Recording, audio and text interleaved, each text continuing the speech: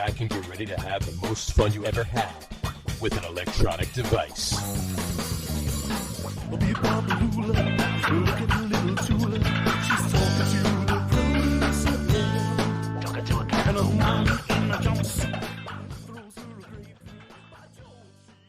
All right, everybody, welcome out to the Get On With It Sports Show. It is Wednesday, October the 2nd, 2024. Jersey Johnny coming at you. With me, as always, is none other than Mr. RadioPete and Mr. Harry Lug Nutz. Say hello, gentlemen. Howdy. Did you say gentlemen? I did. I use that term loosely. Oh, well, then hello. All right, there you go. All right. I mean, I'm a gentleman. Pete, maybe. It depends on what the request is. You have a collared shirt on today, and you don't look like you're making pizzas. So I would say you're very gentlemanly. So I'm a Well, you guys gave me crap about my attire the other week. I didn't. I decided to put on the one collared shirt that I own. You look like an offensive line coach from the 1992 New York Jets. Yeah, I'm Bucky Joey Phillips. Fouts. I'm Dan Fouts' older brother. No. Let's call it what it is. It's not the 1992 Jets. He's got a teal shirt on. It's from the 96 Jaguars. Yeah. But I'm hoping to get traded to the He just liked the cap instead of the Jags cap. I'm hoping the Jags are out in 96. I don't think the Jags are around. It started in 96. When Saleh gets fired, I hope I get an interview. Well, could be. Doesn't Rodgers just become the first player coach since Sammy Baugh? Since Don Elway? Yeah, really. Yeah, pretty much. All right. And now it was a pretty good one, though. Right. Oh, he was.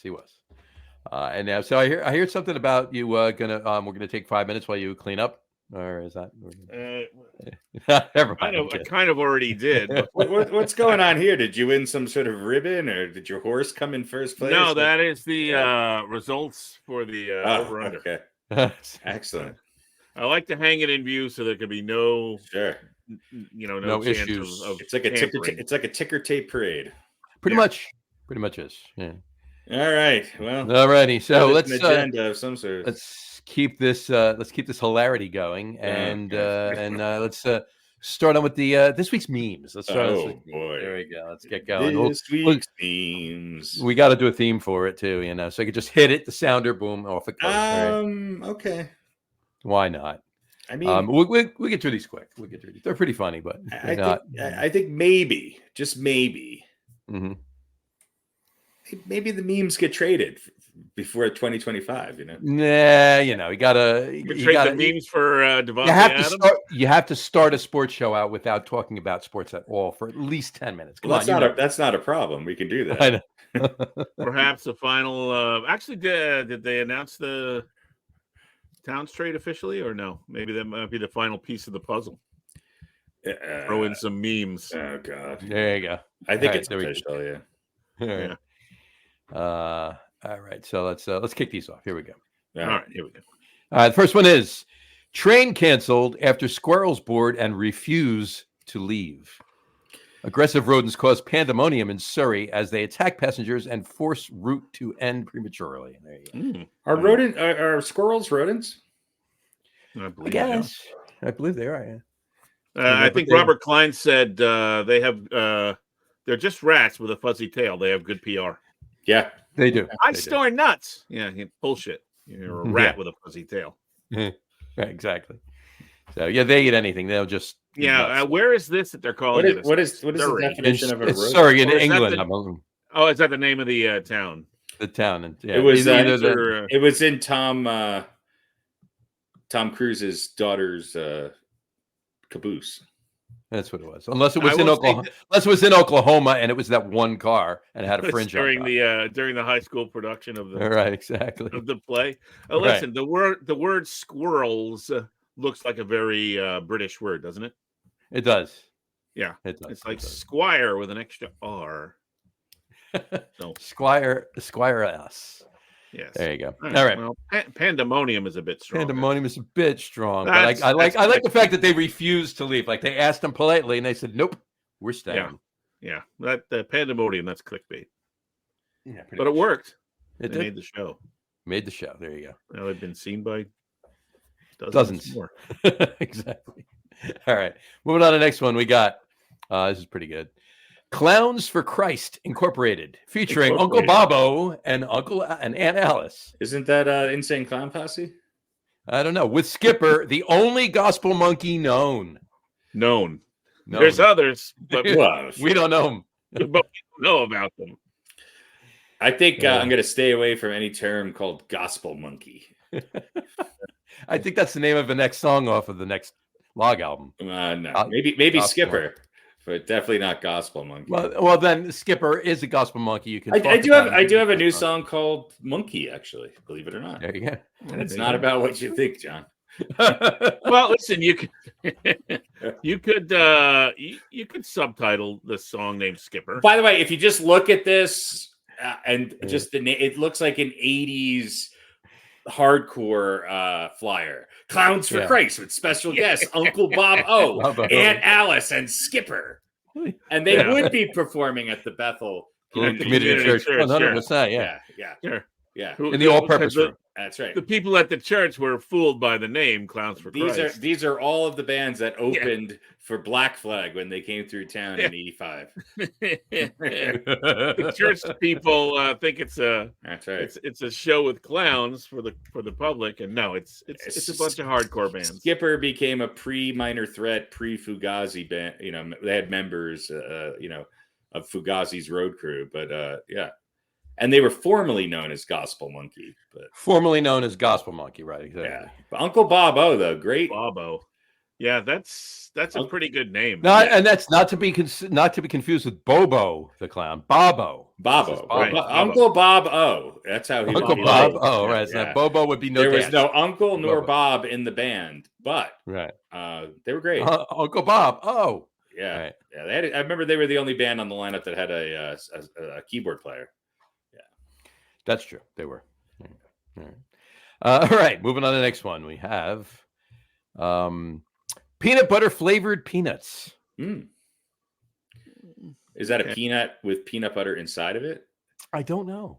I don't know if they're. But how do you flavor a peanut? Well, you gotta hit it in just the right spot. Is that the correct? Or maybe this is one of those. If you treat the peanut right, it starts to butter. Maybe it's peanut flavored butter peanuts. Oh, I see. You're Could be one of those things where they read it, peanut. What would be great is peanut butter flavored butter. Yes. That would. How about how many flavored peanut butter? How many times have you combined butter and peanut butter on an English muffin, and now it comes all in one convenient manufactured spread shed? Right. Yeah, there you go. You can do that, unless it's peanut butter coated or covered peanuts. That would make sense. But I think butter flavored peanut butter, that could be the new. If they bring back Kugel, that could be the new Kugel flavor. Okay. Or peanut butter flavored peanuts, or peanut flavored peanut butter. I peanut think flavored butter peanuts. I think we've spent too much time on this. I think we have. So let's move on to the next one. Here we go. We don't have any answers. We just have questions. We're just speculating. Bye Boy Coffee Shop. Well, hey, this is for when you want decaf and regular. That's right. Yeah. If you're not sure what you want, this is obviously the place to go. Absolutely. Whether it's coffee or a date, just pop on in. Could be either. Have at it. There you go. All right. Well, it's not drawing as much conversation as the peanut butter. Well, Bye Boy Peanut Butter Shop is that's a whole nother thing. Yeah.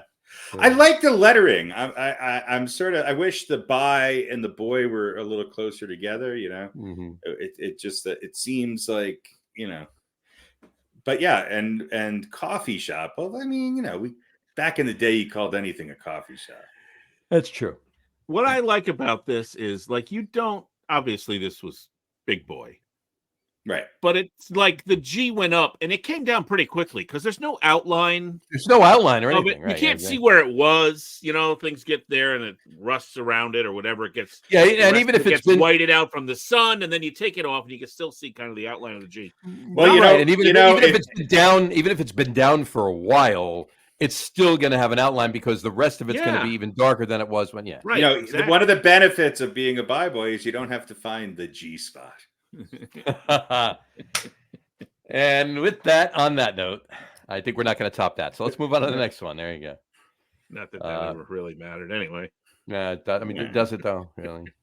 Yeah, not that you do or would, but you're it's always nice if you do. I mean, big boy. That's also. I mean, that goes right past bi into. Yeah, that kind of leans a different direction. Yeah. The arrow is pointing you. Quite literally. There you go. All right. All right, moving on to the next one. We have now hiring liver and onions cream pies. I read to do what? Now hiring liver cream and onions pies. Or now liver cream hiring onions pies. Right. What are they hiring to do? Well, I think they're hiring. They also have liver and onions and cream pies. Now, right, but are they hiring someone specifically for one of those, or maybe let me tell you something. This might not be disassociated from the previous sign. It might have been right below it. It was underneath the bi boy sign. Yeah, you never know. What do you think the interview was like? Hey, can you cook liver? Sure. Can you chop onions? I guess so. Can you make a cream pie? They're full of cream. You're hired, kid. You're hired, kid. There you go. Now we're hiring liver and onions cream pies. All right. That's could be now hiring. They're only hiring liver, but who knows? I think Harry's right though. This was the banner underneath the bi boy. I think so. Desperately trying to salvage this bit. Yeah, exactly. So I'm gonna move on to the next one. There we go. And for this next one we have tighten the screws, but do not tighten them. I know exactly what that means. Yeah. All right. Tighten the screws, but do not tighten them. Mm-hmm. But then if you turn, it looks like that's page 17 down there. And if you turn to page 18, it says too much. All right. They didn't have enough room for that size font. Yeah, they were. It's just there was a printing error. It says continued too much. Yeah. This is the official contract of Bi Boy Coffee Shop.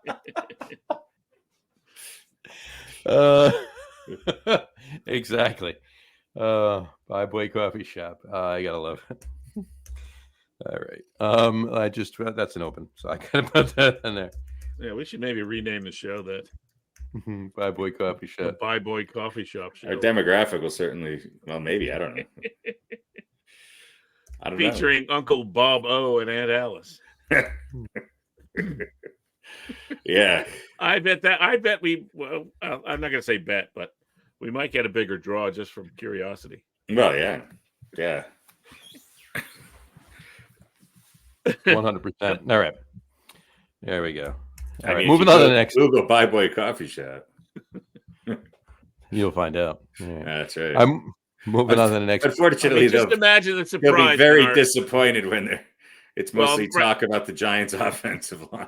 Exactly. But imagine the surprise of our regular viewers. As long as we talk about their tight ends, they were gonna watch this show or their wide receivers. Saw the flyer for Bi Boy Coffee Shop and they tuned in, and imagine their surprise and delight when they find out it's actually us. There you go. Yeah, again, tighten the screws, but do not tighten them. Do not tighten them. All right, moving on to the next one. High voltage employees only. Good luck. There's so few of them. Yeah. There's so few of them. No, the extension cords get really tangled up. Yeah. Exactly. All right, we'll leave that one right there. Next one, all right, is a favorite of mine.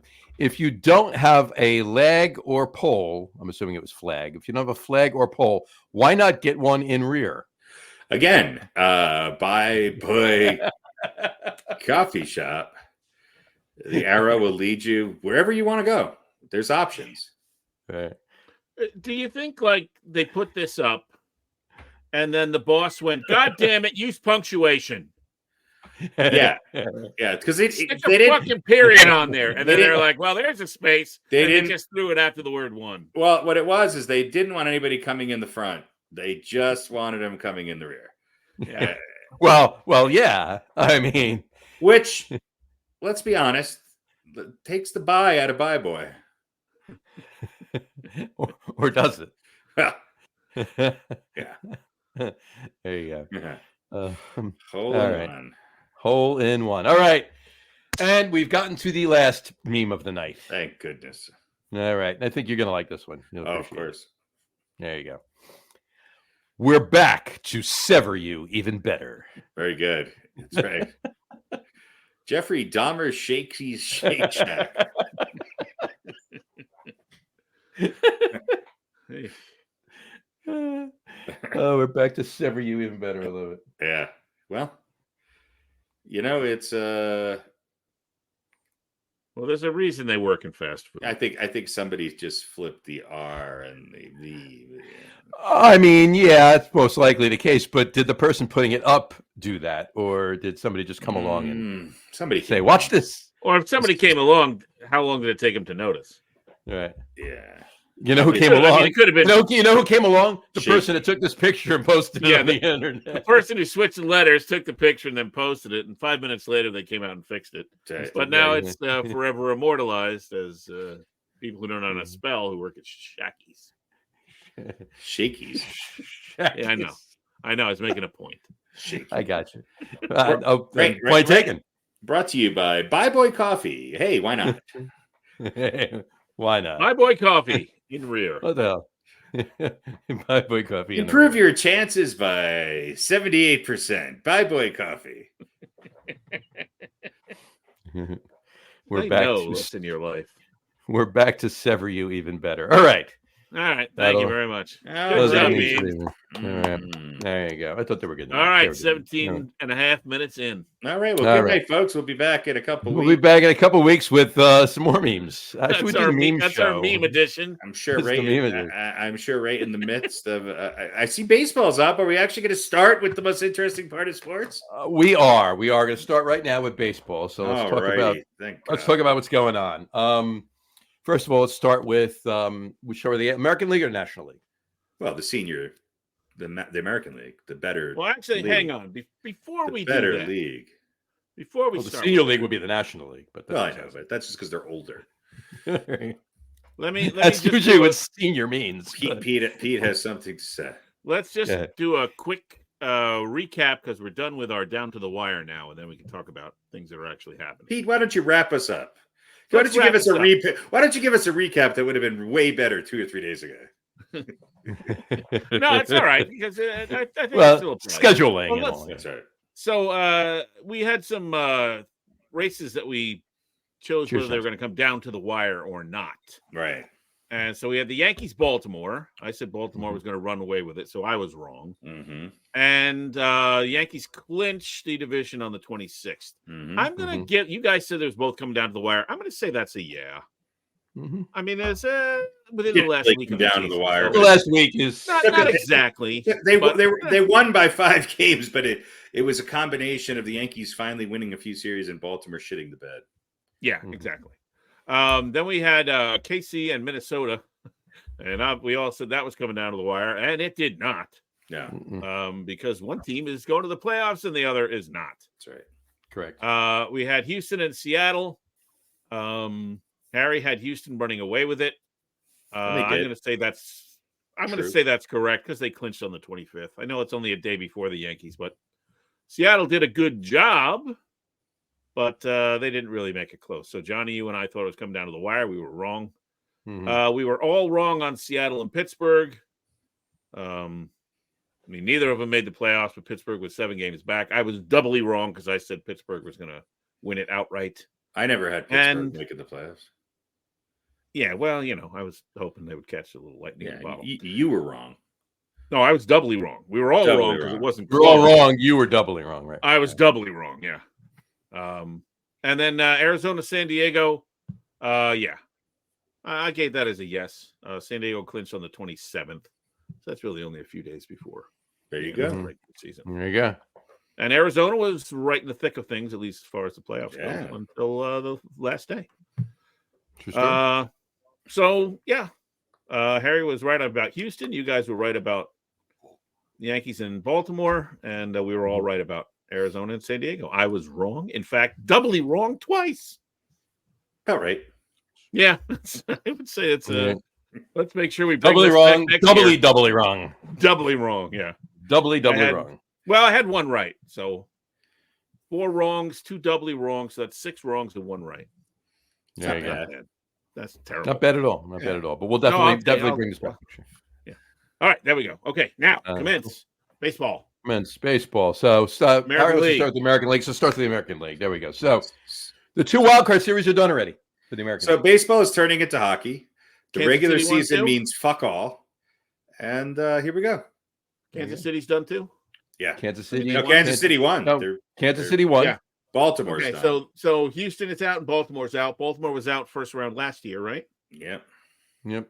So they did not learn anything from that experience. Yeah. And the Yankees are going to play KC. And if Cleveland beats Detroit, then we might have an interesting ALCS. If Detroit wins somehow, then the Yankees are going to walk into the World Series. Because I don't. Well, whoa. I don't see KC I or don't see Detroit giving them a Whoa, much no, definitely not true. couple Detroit of wins. Wait a pitching minute. Let me make is my prediction amazing. here. A couple of wins they'll get, but not much. So expect to see the Yankees in the World Series. Is the next Unless- round best of 7 or best of 5? 5. I think Yeah. Five. It's 3, 5, 7. So these shorter series Yeah. give the underdogs a chance. Mhm. Look, And it makes all of the histrionics of the wild card and much of the regular season worthless. Because now you've got the number 3 and 4 seeds out. I had Detroit winning the series. I had Kansas City winning the series only because Baltimore really stumbled into the postseason. I mean, the Yeah. Yankees gave them every opportunity to win the American League East, and they just would not win a game. And Detroit is hot. They're hot at the right time. They've got pitching. That's all they need. Houston scored what? 2 runs, 3 runs in 2 games. Something like that. I mean, come Something on. like that, yeah. And Kansas City is whatever they're in the playoffs. It's the same thing. They throw 12 pitchers at you. They get hit by the pitch 3 times, and somebody bunt singles, and then there's an error, and they score a run and win. It's like small ball and 30 pitchers you've never heard of, but yet they win. And so I think San Diego is going to win that series with the Braves. I think they're a much better team. Again, a hot team going into it. And then we're seeing another hot team in the Mets.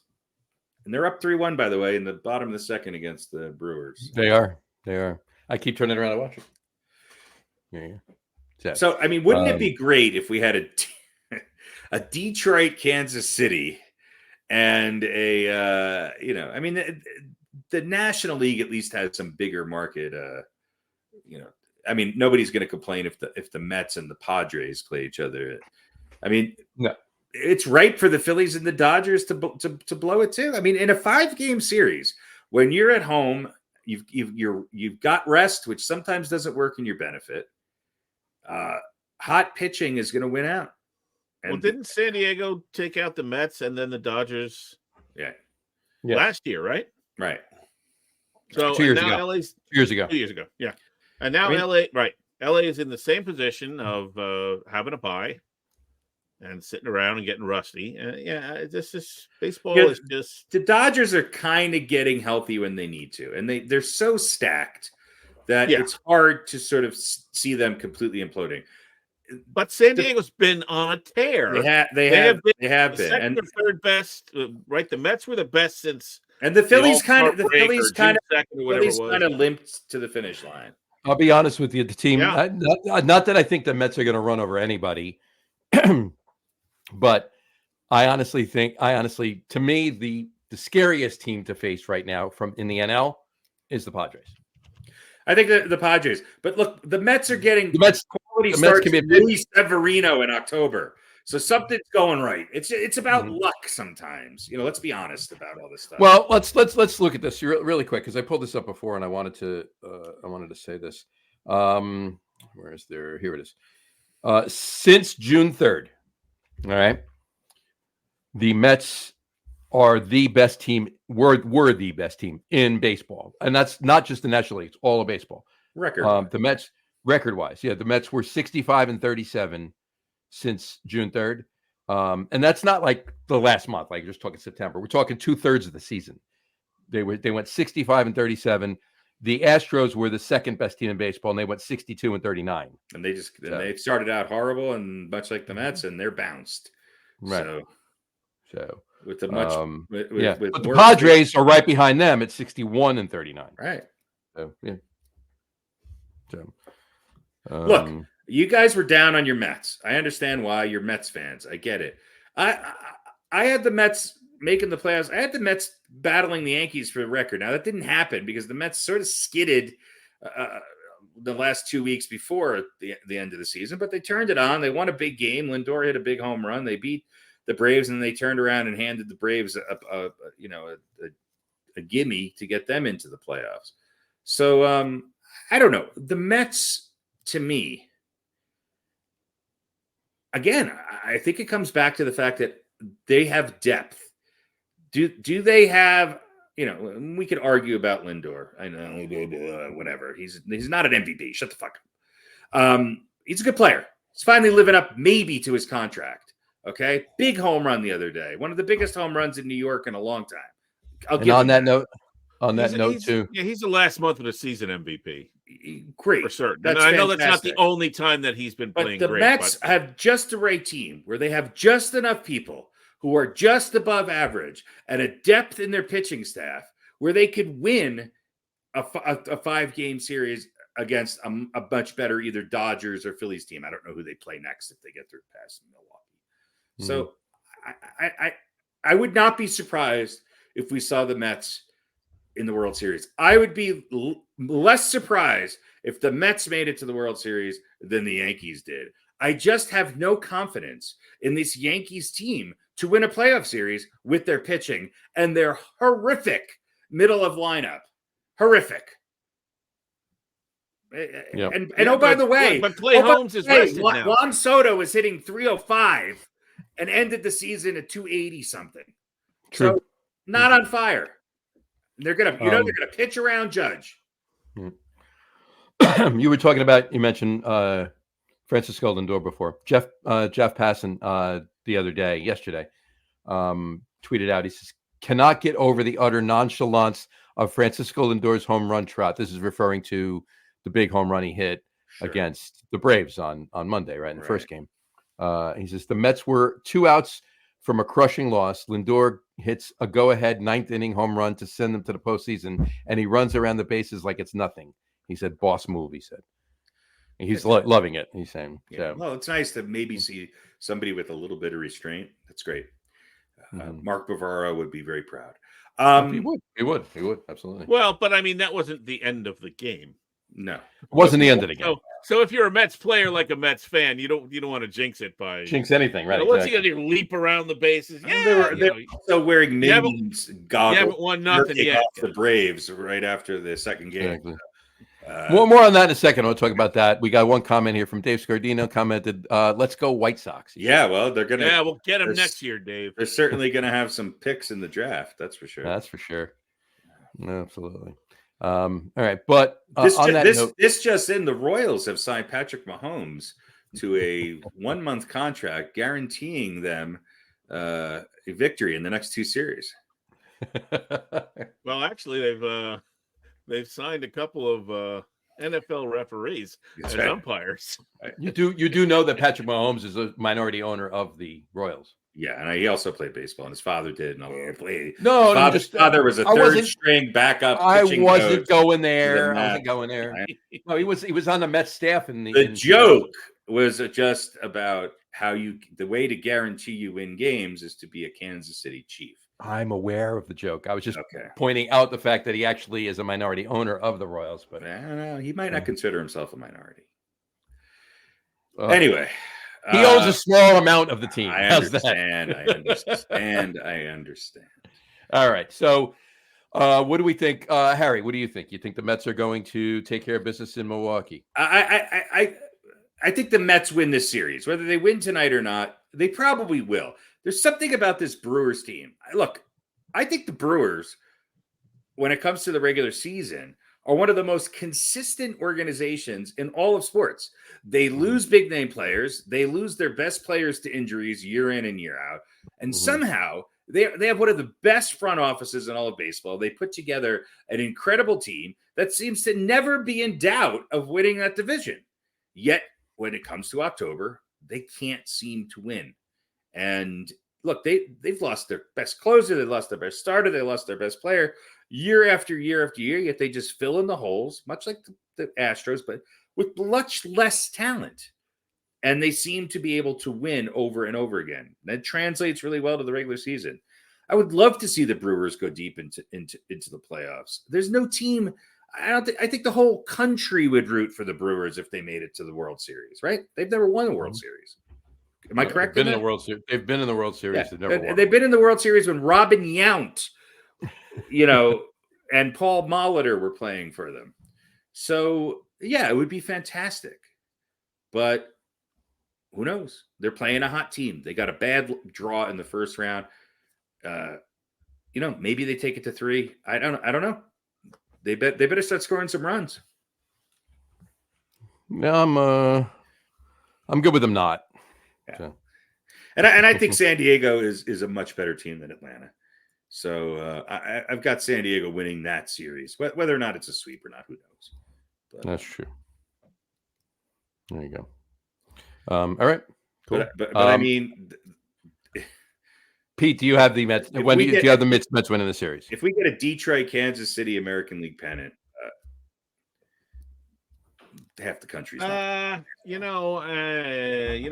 What an optimistic Met fan I am.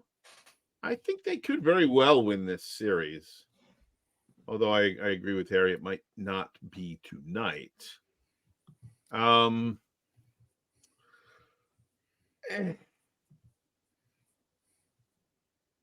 just really don't know that much about Milwaukee. So, yeah. You know what? Yeah. No. Milwaukee's going to win. Look at you. Are you covering your bases? So you're either right. So you're either right or happy. Depends on which part of the clip you pull. No, you know what? I think the Mets are going to win, and then they'll lose to the Phillies. I don't think they're going to lose to the Phillies. I mean, they most likely should, because they will. The Phillies, but the Mets can. I have less confidence in the Mets beating the Brewers than I do about the Mets being able to beat the Phillies. No, they'll lose to the Phillies. Yeah, well, we'll see what happens, but I think San Diego will beat the Braves. Well, it's a stepping stone. If they can beat the Brewers, if they can win a series and then get to the NLDS, it's a stepping stone. It's the best thing they've done in the last 9 years, right? Since they've been to the series. Well, yeah, winning a playoff series would be good. Right, exactly. That would be an improvement. That would be an improvement, of course. So do you, and how of all of the teams still, vying for, that World Series spot. What do you for you? What would be the worst matchup? If the Mets were to make the World Series, what would be the worst matchup for them? The Yankees, the Guardians, the Tigers, or the Royals? Really? Yankees. Yeah, I'm going to say the Royals, because I don't want to see another Mets Royals World Series. We just saw that 9 years ago. I don't want to see another Mets Yankees World Series. Yeah, it's been a while. It's been 24 years since that. So yeah, but we're down 0-1. And then law of averages has to say, but then if the Yankees win again, then we're down 0-2. Well, then then it's over. Then unless we beat them twice, you know what I mean? If we never get even with them, then we. So you'd rather never play them, and then you got that going for you. Gotcha. All right. Well, yeah. We'll exactly. Only Mets fans can go from. I didn't say that. Brewers too. So when they do make the World Series, who would be their worst? I didn't say when. I said if. I said if. I definitely rewind the tape, Jimmy. I said if. I know. Anyway, all right. Any predictions for the rest of the at least this wild card round? I mean, If Detroit I beats think we've basically Cleveland, made it, right? if Detroit beats Cleveland, then the Yankees will be in the World Series. That is my prediction for that. So the only team that's going to give the Yankees a run for their money would be the Guardians. Would be the Guardians, yeah. Gotcha. And Other the than Mets, that, I think, will beat Milwaukee, and they'll lose to the Phillies. And I think the Dodgers will beat San Diego this year. so you're predicting a Yankees Dodgers World Series. 1977 called. They want their World Series back. Well, listen, Dodgers still have to get by the Phillies. 1980. 1980, not 1980, 1981. 81.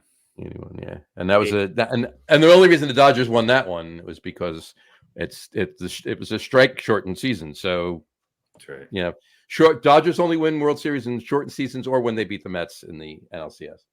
Well, listen, Dodgers would still have to get by the Phillies in my scenario. So I know everybody's counting them out, but didn't that happen a couple of years ago? And I think San Diego's the team to beat in the National League. I hope I'm wrong. In that way, I love San Diego, but all right, we shall see. We shall see. Enough of this crap. Enough of baseball. Let's move on to. All right, wait a minute. Let's talk about one other thing. This might not be a big deal. Is it baseball? Let's talk. Yeah, it's baseball. All right. That baseball background back up because I didn't even turn it yet. No. Oh, that is baseball. Okay. So there's a squash court. You know me. I like to piss and moan about stupid little things and all that. Blah blah blah. Mm-hmm. Mm-hmm. Has anyone noticed the advertising on the helmets? Because I really haven't. I haven't really been paying attention, but now has anybody noticed Has anybody been smart enough to put Hellmann's on the helmet? The German company Strauss and the ostrich. Yeah, I've seen logo on the helmet. Yeah. I thought when I read this, oh man, they've already got the arm patches on the majority of the teams, which it just makes me think of like the Bad News Bears, or whatever with the Chico's bail bonds on the back. But I thought this would really bother me. I didn't even really know. I mean, I noticed it, but I didn't know. I think the advertisements should be based on how good the picture is. So like if a TV show is really popular, you get the better advertisements and the rates go up. So like if Aaron Judge is up, you're going to get a top-notch company sponsored on his helmet. But Giancarlo Stanton, not so much. So could they have like a thing where you slip? One would be Mercedes, the other one's going to be Kia. Could be like a nameplate where you slip a different thing in the helmet. Absolutely. So it's a little holder, and then you I'll just sit here in case it is me that's frozen. In there. Yeah, you're not frozen. No, you're good. You're fine. All right, you're fine. So it wasn't. It was just me that you two froze for. I thought you were talking to somebody else. I didn't know what was going on. I thought you were asking Jess if the meat was frozen. Is the meat frozen? It's frozen. There you go. Anyway, woman, it's frozen. I miss it. I should be the one who's the most upset about this. I think amongst the three of us, but it doesn't really bother me. Why would you be the most upset? Because you're against advertising. I hate stupid shit like that. And, the integrity of the game. Putting what are we? Who puts? What are we like? European soccer with the sponsor right across the chest. Lindor and a zoom on his helmet. There you go. That's right. Yeah.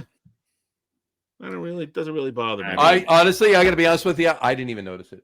I really didn't even notice it. I'm turning around there now. I'm noticing it now. There you go. Brewers. They got Strauss on their helmet. There you go. Yeah. So I feel like I should be more outraged about it. I think somebody's missing an opportunity for Hellmann's on the helmet. Hellmann's helmets. Well, listen, 2027 bidding is going to reopen. That's how long the contract is.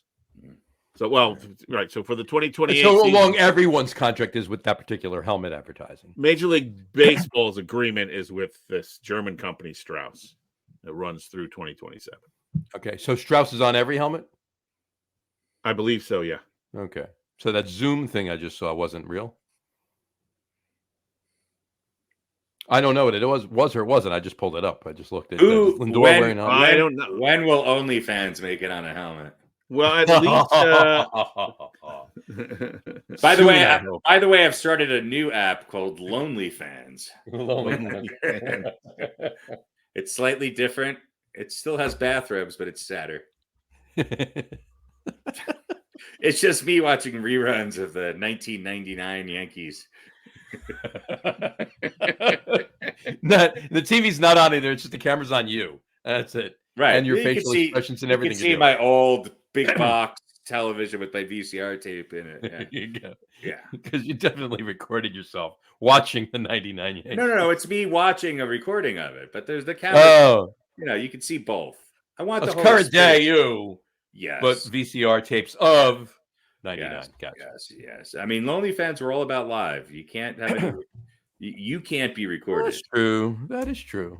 Fair enough. All right, last baseball thing. Mm-hmm. Good news.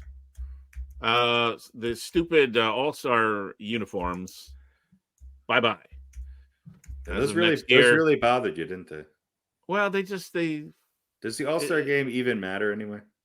It's better than any other major All-Star game. It matters even less when you can't watch your guy from your team in your team's uniform playing. Okay. So in the Pro Bowl, should It's- everybody wear a different uniform? No, that's football. How about in the NBA All-Star game? But the Pro Bowl. Wait, the NBA All-Star game. Pro Bowl, everybody wears the same shirt. It's a different helmets they wear. Yeah, different helmets. So maybe we should mix it up. Maybe everybody should wear, Wear the shirt, but wear their own caps. I mean, that doesn't make any sense. No. No. I mean, they might wear all the same pants, but one team might have one color pants, the other one. Their shirt That's should 18 legs and 2 leg holes. they're all going to wear one pair. Well, the way the uniforms were this season, they were ill-fitting anyway. There's 6 of extra. But I think they should have represent their team with their shirt on and cap on. And I think they should wear 3-piece suits. I really do. Only the coaches wear the uniform. That's it. The rest of them, we're going to raid Pat Riley's wardrobe. Yeah, I think you have to play. It has to be like a softball game that broke out at the wedding reception. There you go. Yeah, the bride got cold feet and disappeared, so they're like, "Yeah, let's play a game." Yeah. But anyway, I think that's good news. I like to see. All right. If all the teams are going to be represented, let them put on the uni. Fair enough. Not those horrible looking. Not that other crap. Yeah, which was just a marketing money grab anyway. Oh, of course. So, all right. That's all I got. Let's talk some football. All right. It is. We're heading into week 5, and this season is officially called Opposite George. Opposite George. You know what? Let's do a little recap before we get into that. Because as you know, we have our lifespan competition going on. Which quarterback is going to get benched? Oh, yes. Not for injury reasons. For sucking. And we have Jacoby Brissett against Sam Bradford-Darnold, both still in. Caleb Williams against Jaden Daniels, both still in. Sam Darnold is lighting up the league. I know.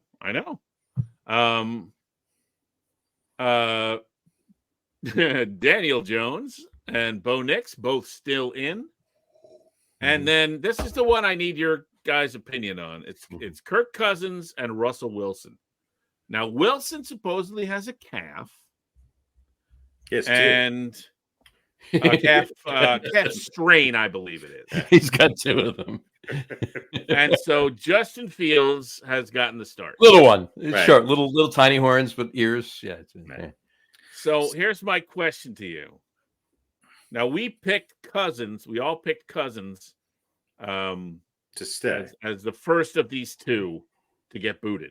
Well, we figured that because of them drafting Penix. Yeah. Really? Okay. Yeah, we said that. Yeah, I believe. So your question is? Oh no. I think I had Russell Wilson going out before Kirk Cousins. No, we all had Cousins. Really? Because I'm looking at the others. You had Daniel Jones, and John and I had Bo Nix going first. And there's no way you would have said Bo Nix is going out before Daniel Jones. No way. Mm-hmm. So, yeah, so we all picked Cousins to go first. Okay. But here's the thing. We're going into week 5, and supposedly Russell Wilson's going to get more snaps this year or this week in practice. Yeah, but they keep winning. They keep winning ugly with Fields. Yeah, although they did lose last week. But so my question is, and you think about this. So I'm not proposing it yet, but I'm proposing if Russell Wilson doesn't come back by week 6, can we say that's like, do we give him the boot? Or do we qualify him for injury? Or do we just say, well, that's where we are now, right? He never started a game. He was declared. He was named the starter, right? But because he was injured, he has not played a game yet. So that's my question. I need you guys. What I'm going to say is, if the Steelers lose 2 more games, and Russell Wilson is healthy and not named quarterback, then yes, he can be marked as a catastrophe. All right, because what I was going to propose is, if they lose this week and he doesn't come back for week 6 because he's this close, then I think we should say, yeah, he's not playing because he's hurt. He's not playing because they want Justin Fields to keep going. Okay. Is that all right with you, John? If he doesn't come back by week 6? I agree. Week 6 by next week. Not this week, next week. If he's not back by week 6. Then we say, sorry, you lost your job. Not to injury. Yeah. I mean, you're not in because they're saying you're still injured, but we're agreed. All right. Agreed. Other than that, everybody else is the same. Nobody's out yet. There you go. Except for Bryce Young, but he wasn't in the pool. Right, he wasn't. And on that note, like you said, Sam Bradford Darnold, as Pete calls him, Sam Darnold, 4-0 with the Vikings. And I wonder who they're playing this week. And who are they playing this week? I don't know. And the Chiefs are 4-0, and the refs are 4-0. I mean, the Chiefs are 4-0.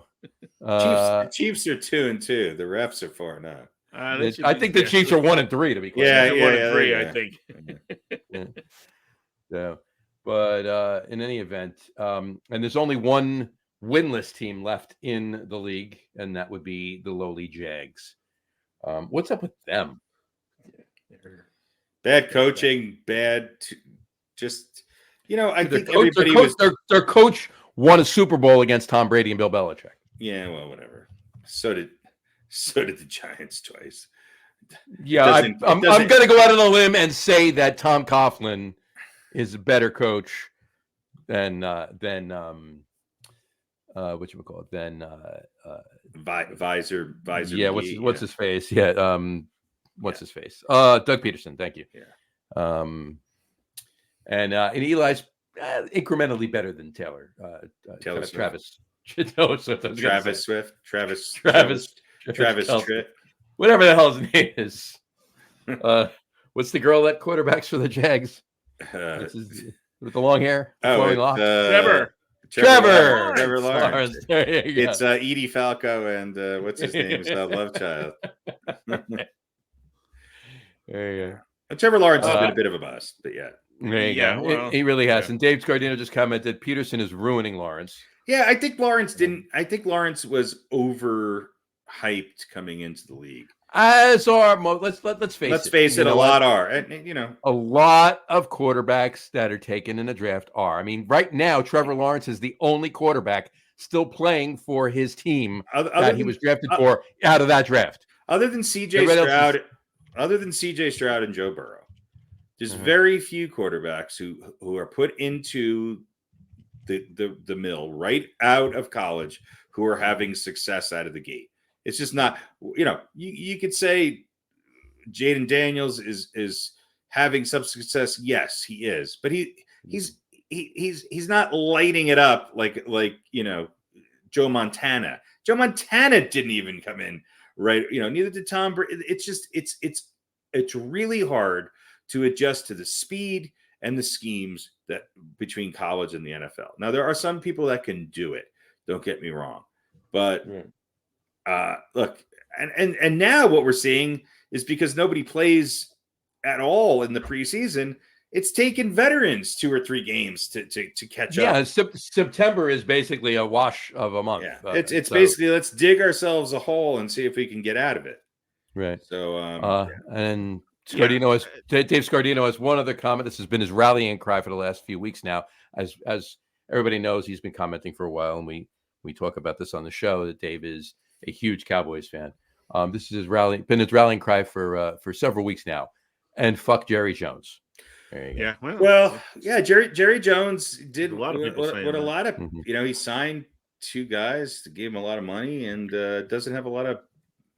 The Dallas has always been a team that had when they're successful, they've had a great offensive line and a great running back. Now, occasionally they pair that up with a exceptional tight end and a decent quarterback and a couple wide receivers. Okay, but the baseline has always been they've played good defense, especially on the front 7, and they've always had an exceptional offensive line and a running game.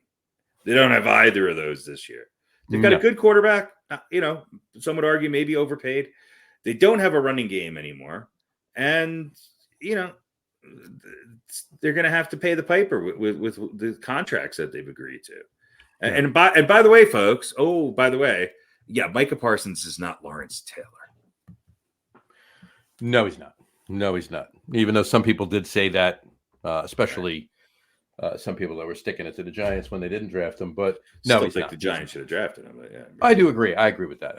But Anyway. I'm not unhappy with the Giants defense. The Mets are winning, John. Don't worry about it. Stop looking. I know. I'm back. just looking at this stat now. It's very distracting. Nobody's going to watch you looking over your shoulder like you're, I was just looking at that at bat. Like it's shower time at a federal penitentiary. Hey, what are you doing? What are you doing there? So, anyway, on that note, we were talking about things. We're talking about the Cowboys and the Giants, for that matter. It's the NFC East. You guys see who's in first place in the NFC East? The Commodores. That was the Commodores are in first place in the NFC East. And I do have one other thing I want to screenshot I took while I was watching a show the other day. Me and my Good Morning Football. Highest completion percentage in any 4-game span since 1950, minimum 100 pass attempts. Let me say it again. Highest completion percentage in any 4-game span since 1950. So for the last 75 years. Wow. Minimum 100 pass attempts. Minimum 100. Since when? 1950? 1950, yeah. Since minimum 75 passes since 1963. Any 4 games that begin and end in an odd week. Oh, wait. You pain in the ass. Anyway. All right. So highest completion percentage in any 4-game span. We've got it. All right. In 5th place, Kurt Warner, 2001 to 2002. He went 98 for 124, and it was a 79% completion percentage. Okay, next. And was that the same season? No, from one season into the next. Nah. For any 4-game span. Yeah, okay? This is a completely made up stat that somebody that John is attracted to. Like nerd in a back room sitting in it's the only one. Hold on. It's the only one that covers 2 seasons. All right. The others don't. So stop. Okay. And Kurt Warner's in the Hall of Fame. Excellent. All right. Kurt Warner. In 4th place. He doesn't want his kids to play football. In 4th place is Tom Brady. That guy's pretty good. In 2007, in this season, they went undefeated, but lost in the Super Bowl, I hear. Except for the Super Bowl. Right. Not quite undefeated. He went 95 for 120, and that was a 79.2% completion percentage in those 4 games. All right. Pretty good. We could all agree he's going to the Hall of Fame. All right. Well, for broadcasting, definitely. Of course. Right. In 3rd place is Drew Brees. In 2017, he went and this is in a 4-game span, mind you. He went 126 for 159 in 4 games. So Yeah. 40 times a game for 4 Mhm. games. All right. Yeah, exactly. He threw 40 times a game, right? That's a 70 again, 79.2. We got to get back to 1950s. I'm thinking Norm Van Brocken's going to come in here at some point. You Norm thinking Van that? Brocken was 6 for 9. That's third. He's in third place. 6 for 7. We can agree. He's going to Hall of Fame. Yes, All Norm right. Van Brocken is already in there. Right. Okay. In second place is Peyton Manning. Oh, In 2008, he went 90 for 110. That's an 81.8% completion percentage. that's pretty good. Still, Right. that's no 159. And he's in the Hall of Fame. How did Okay. he do in his next 49 attempts? I'm not sure. Right. Listen. Yeah. In first place, all right, this particular quarterback went 87 for 106, and he had an 82.1% completion percentage. Fucking Jaden Daniels this year in the first 4 games he's played in the league. All right. Do you think, based on what I said and based on that, do you think that Washington has struck gold in this particular quarterback? He needs to learn how to get the fuck down and get out of bounds. He's weighs, I think, 87 pounds, and I worry about him. Yeah. Well, that's the other thing too. Of those 5 quarterbacks, he's clearly the most mobile too. I would also probably guess that the total yardage out of all of those quarterbacks you mentioned in those same passing spans is probably the lowest with Jaden Daniels, because many of his completions are for 3 yards. Well, yeah, I mean, this doesn't say how far those screws went for, how many touchdowns those went for, or anything like that. I like him. I liked him. When, this is not crowning him the king of everyone. No. This is not by any means doing that. All I'm saying is that he's above in any 4-game span since 1950. So this isn't. Yeah, I mean, you can manipulate. And he could not score a touchdown against the lowly New York Giants. You're absolutely right. But still, it does speak about, and because again, this is the first 4 games he's ever played. Look, I'm not a Washington fan by any means. I'm not necessarily a Jaden Daniels fan by any means. I like him. I would have liked to have seen him on the Giants, to be quite honest with you. Somebody else said that. I did too. You did. We were in agreement with that. Absolutely. But unless the Giants gave away the farm, there was no way in hell they were getting him. So, in any event. let's hope this doesn't end up being like the thing they talk about for his career. Like, let's hope this isn't the highlight of his career. Because I remember another Washington quarterback who showed a lot of promise, and then they let him get the shit beat out of him and broke his knee up a couple times. Right. Mm-hmm. And he retired early, and now he's a pretty decent studio guy. Sure, that's but RG3. Jaden Daniels is RG3. Maybe a little better. But Griffin was good until he got hurt, and then got hurt again. Hopefully they won't do that to Daniels, but it's 4 games. I don't think they're trying to do it. He's had 4 really good games, but that's all it really means. I don't think Washington is game planning and running him as much as I just think he needs to learn, like, dude, get out of bounds, get down, he needs to protect himself. Yeah. He needs to protect himself, and he'll get hit, and hopefully, he'll probably get his bell rung. Hopefully, not concussion rung, but he'll maybe take a big hit and go, "Oh, geez, maybe I don't want to get that extra yard." But here's what I will tell you: hopefully, he won't get hurt learning that lesson. And he's a big part of this because he does have a lot of rushing yards. But Washington, one of the things that Washington has really improved on is they have a good offensive line, and they're running the ball. So when you're able to run the ball, it's a lot easier to pass the ball off of play action, which they're doing a lot of with him. So kudos to the offensive coordinator and to the coaching staff of the Commodores, because I think Washington could be a team that gets progressively better as the year goes on. Look, I don't think anybody saw anybody other than the Eagles winning the NFC East. I don't think that's true anymore. I really don't. And I'll be honest with you. If the Eagles don't make a hard shift within the next 2 to 3 weeks, I think you're going to see the first in-season firing of a head coach. And Yeah, to be, the Commanders have nothing to had nothing to lose coming into this season. Nobody expected anything of them, and that's a great mindset to be in sometimes, because you just go out and you play and you don't worry about it. And hopefully they put together a couple of more wins. It doesn't start to get into their head, but I agree with what you said about the Eagles, that there probably should be our first in-season firing. I'm not sure it's going to happen, though. Yeah, I'm not sure it is. Because of the ownership can become.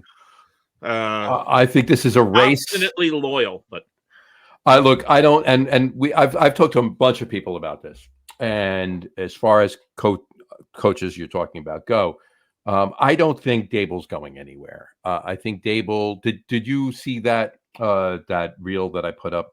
In our group with Colin Coward, what he was saying about the Giants, right? I tend to agree with what he's saying there. Yeah. All right. So I'm not saying Dable is the second coming of Bill Parcells, or for that matter, even Tom Coughlin. But my point is, he's a decent coach.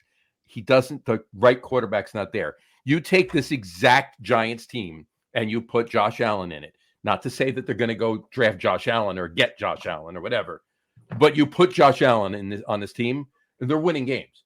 They're probably, of the games they played, they're at least 3-1 right now. They win the Washington game and they win the Dallas game. All right. Hey, if Buffalo doesn't win a Super Bowl, then you trade Malik Neighbors and they'll get Josh Allen.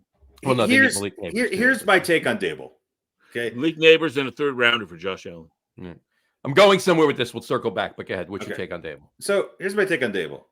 He was great as an offensive coordinator when he had Josh Allen, a pretty decent offensive line, and a bunch of weapons. Okay. He also took over somebody else's scheme there, and I'm not sure how much he was the architect of that offense.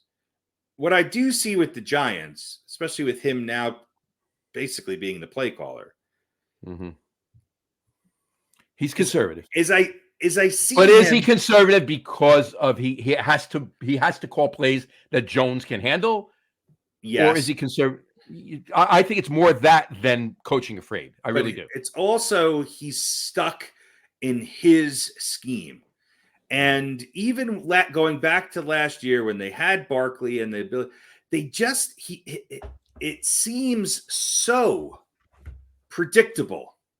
There's none of the intricacies of the passing game that he had in Buffalo. There's none of the teams that play the Giants can load up because they know what's coming. There's no mystery with this Giants offense. And you take no mystery, and I say a little bit of lack of creativity, and you put in a quarterback that takes way too long to get rid of the ball, okay, with an offensive line that is still mediocre at best, and really one receiver that's still doing great, even though you could probably triple team him and not give up anything on the defensive side of the ball. Right. Agreed. Now, how long till Malik Neighbors goes nutso and demands a trade out of New York? We'll see. It depends on what happens with Jones. All right. It depends on what happens with Jones. He's a rookie. He's not. I don't see this kid demanding a trade halfway through his rookie year. No. That's not going to happen, right? So if they play this Jones card and continue to do it for years on end, which I think they'd be stupid to, and I don't think is going to happen.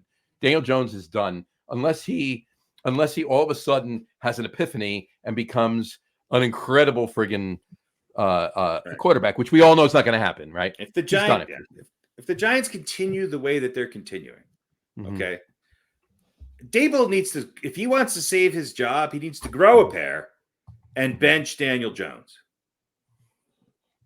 Right. No, he and does. And then the Giants, I think, okay, and I don't know what the free agent market is, but I think the Giants need to go out there and find themselves a veteran quarterback. Now, maybe it's a veteran quarterback that struggled younger in their career. Maybe they're just coming out of their rookie contract. You can get them on the cheap. Who am I thinking of?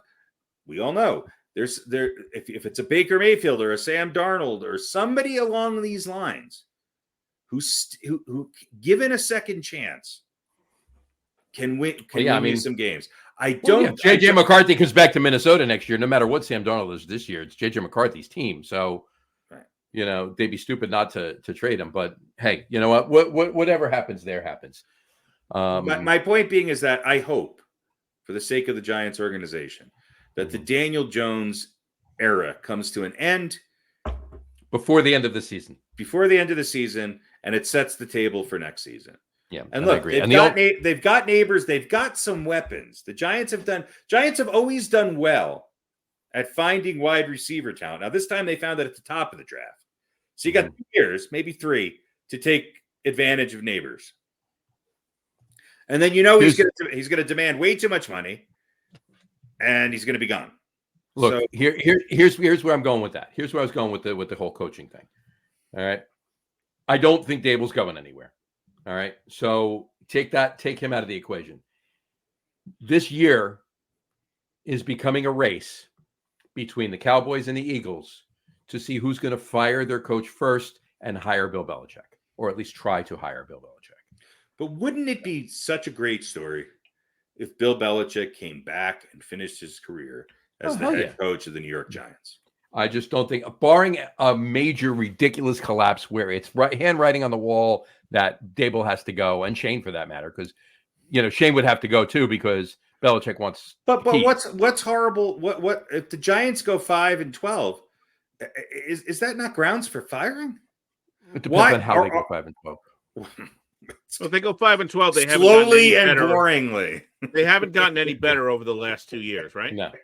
If they go 5-12, with a lot of field goals and a lot of punts, and they don't have Graham Gano, right? Remember, they made the playoffs. They went. So how are they going to win anything? You got to give Dable another chance. His best player is not here. His highest offensive output. Right. Gone. All right. Enough on this. Enough self-deprecating New York Giants. Exactly. So, all right. So the Jets. Pete, what did the Jets do this weekend? Jets very, very narrowly lost to the Denver Broncos. Boy, both teams wanted to lose that game. Well, here's my question. Let me ask you this, Harry. Yeah. Is that more of a sign of Denver playing some really good defense? Denver's defense is good. The Jets. It's pretty good. Denver's defense is good. They've been consistently good all year. They were pretty good at times last year. They just lost their best defensive player, unfortunately. But there's something there with Denver's defense. And I think they frustrated the Jets. Now, the Jets had a chance. The Jets at the end of the game, the Broncos missed the field goal they should have made. And again, the under 2 minutes is like 2 a.m. at the bar. It just gets a lot easier to score. The 2-minute warning is like 2 a.m. It's just, for whatever reason, everybody's chances to score goes up exponentially. The Jets had that game won. The Broncos handed it to them, and the Jets blew it. The Jets did not look great. No, too many mistakes. Too many mental mistakes. Too many penalties. And what the fuck are you doing a hard count when you're on the goal line? What are you going to get out of that? Half the distance of the goal, you're going to move the ball forward 6 inches, and then instead you're getting the false start.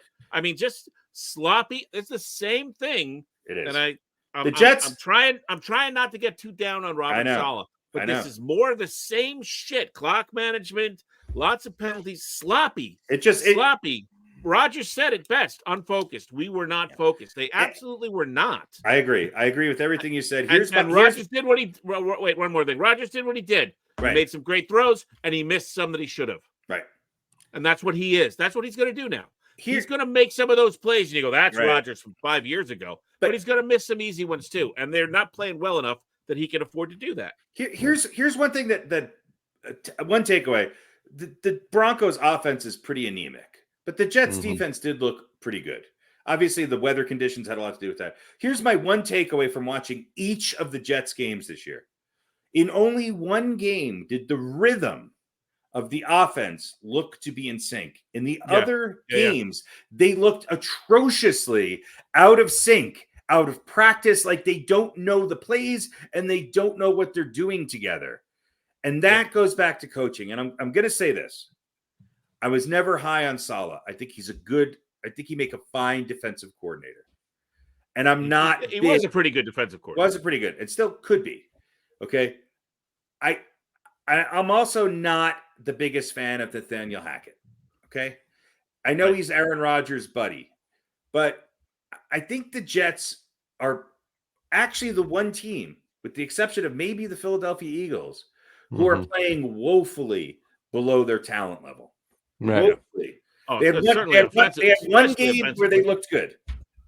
One game where they looked good, and they didn't necessarily put it out of reach the way they should have. Nope. And so close. They needed a goal line stand to win that game. And in the 3 other games, they looked like worse than a preseason team on both sides of the ball. Right. Yeah. Worse than the Giants. Worse than the Panthers.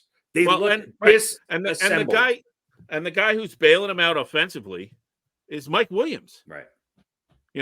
Rodgers and Wilson, the good Wilson, they don't have a good rapport yet. Right. And Hackett, can you do something besides run off tackle first down? Right. Can you do something? I mean, look, I'll just say this. It's 1st and goal at the 1. I don't care if you get stuffed the first 2 times. Punch it in. Try and punch it in the next 2 plays. And then if you get stuffed and you can't get it 1 yard in 4 plays, I can live with that. Don't run and get stuffed twice and then throw the ball. And the offensive line is not giving Aaron Rodgers great protection. No. A little bit better than they gave anybody last year. But they're not great. He's running around and he's getting sacked, and we saw that right at the end of the game, of course. But at 1st and goal from the 1, 4 tries at punching it in. Yeah. Look, the Jets, and enough with the hard count. And even if you get that penalty, okay, then you kick the. That's on the O-line. That's not on Rodgers. Here's the thing. But it's on the coach, right, for not going for it on 3rd down. 1 fucking yard. You shouldn't need 4 plays. You got to be able to get 1 yard. Win the line of scrimmage and get it in there. Yeah, the Jets have played one good team. The Jets have played one good team, and they got decimated by them. Yeah, they snuck past the Titans.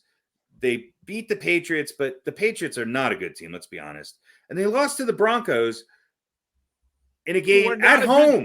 They have a good defense. They have a good defense, but they are not a good team. They have the Vikings, Bills, Steelers, Patriots, and Texans. They could very easily lose 3 out of those next 4 games. 5 games. 4 out of those next 5 games. They got the Cardinals, so maybe they win that. Maybe they beat the Colts, but then they got to play the Seahawks. All right, they're getting a break with the Dolphins this year and the Jaguars. They have to win the games that they are going to be heavily favored in. Twice with the Dolphins, they should once with the Jaguars, once with a decimated Rams team. They need to win those games. Cardinals, because if not, I don't think they're making the playoffs. Right, because if they can do that, win the games they're supposed to, and they're going to lose one of those somewhere along the way. Right, it's just inevitable. But the Jets typically, over the course of the season, they win 1 or 2 that they're not supposed to win. Right. Well, as long as it's not week 17 against the Bills, which they almost never win, but they might beat a week 16 when the Bills are already locked into the playoffs and the Jets are, they win 1 or 2 of those games that you go, oh, how did they pull that shit off? But they also lose one that they should win. But I think you're right. I don't think they can afford to lose that game that they should win this season. I'll tell you what. Unless some magic happens over the next 3 weeks and they somehow come together. They need to win those 5 or 6 games that they need to win. And then they need to win 1 or 2 that they shouldn't win. I'll tell you what. They need to go into Minnesota and make a statement. If they don't win, fine. But if they get blown out by Minnesota and then have to come back and play Buffalo on the road. No, they're at home against the Bills. I'm sorry. They're at home against the Vikings and they're at home against the Bills. That helps them a little bit. But they Jets need to win one of these next 2. They need to win one of these next 2. They can't go 2-4. No, they can't. And they could, but they can't. Yeah. By the way, didn't I say the Giants were going to beat Cleveland? Yes. You did. Yeah, I got lucky with that. You did. I just got credit for it. I got one other question for you on the Jets. Is Devontae Adams going to be wearing green and white? Why would he want to? Because of Aaron Rodgers. Because he loves Aaron Rodgers. But yeah, okay, that's fine. All right, because look, who have we gotten because of Aaron Rodgers? We've gotten Alan Lazard, which is great, but he's 98 years old. Mm-hmm. Yeah. Randall Cobb last year. We got Nathaniel Hawkins. Hackett. I might say it's just, you can tell if I like a guy by whether I call him by the right name. His real name or not. Yeah. Yeah. So Randall Cobb last year. And we got Randall Cobb last year, who, whatever, he caught a pass or two. Yeah, he caught a couple of passes. He was good on the ESPN show. Yeah, right. But Devontae Adams, he might be the guy that can make a difference. But it's not just about another weapon. They can't look. If they get him though, they can't double here. They can't double team Devontae Adams and Garrett Wilson. I think Devontae Adams, unfortunately, is going to go to the Kansas City Chiefs. They just lost Rice. I don't think that's going to happen. It's the same division. I don't think he might also go to. He might also go to the Raiders. He loves Derek Carr. Not the Raiders. The Saints. He's on the Raiders. Yeah, no, he's on the Raiders. Right, but he went to the Raiders in part because of Derek Carr. So he might go to the Saints. Right. Saints are Saints are right in the mix this year. Don't sleep on him they're more in the mix than the Jets are. Don't sleep on him going to Washington either. Oh, they're exactly the same as the Jets, and they've lost 2 in a row. Right, but I think they're a better team than the Jets. Yeah. They're playing. I don't know. I thought that week 1 and 2, last 2 weeks, not so sure. Yeah, that's true. They haven't looked so good. All right. Look, my take on the NFL real quick is just who the fuck knows? Other than Chiefs are going to Chiefs are going to win. Look, Minnesota's not going to stay the hottest team in football. I mean, maybe something crazy will happen. The Steelers are maybe the worst 3-1 team I've ever seen. Okay, the Bengals are the worst or the best 1-3 team I've ever seen. I'm not convinced Houston's any better than they were last year. This is just parity and an upside down cake all over. Who knows? Who the hell knows? Yeah, agreed. No one knows. One quick mention for Monday night's games. Jared Goff, 18 of 18, 100% passing percentage. Jared Goff looked good. Yeah. He said it to the game too. He's like, he was trying to remember. He knew he was close, but he had one pass that he threw out of bounds, but there was a pass interference call and the play got nullified. He's like, does that count? But he didn't really realize it until after the game was over. Yeah. But well, look, good for him. It's hard big convincing win for the Lions.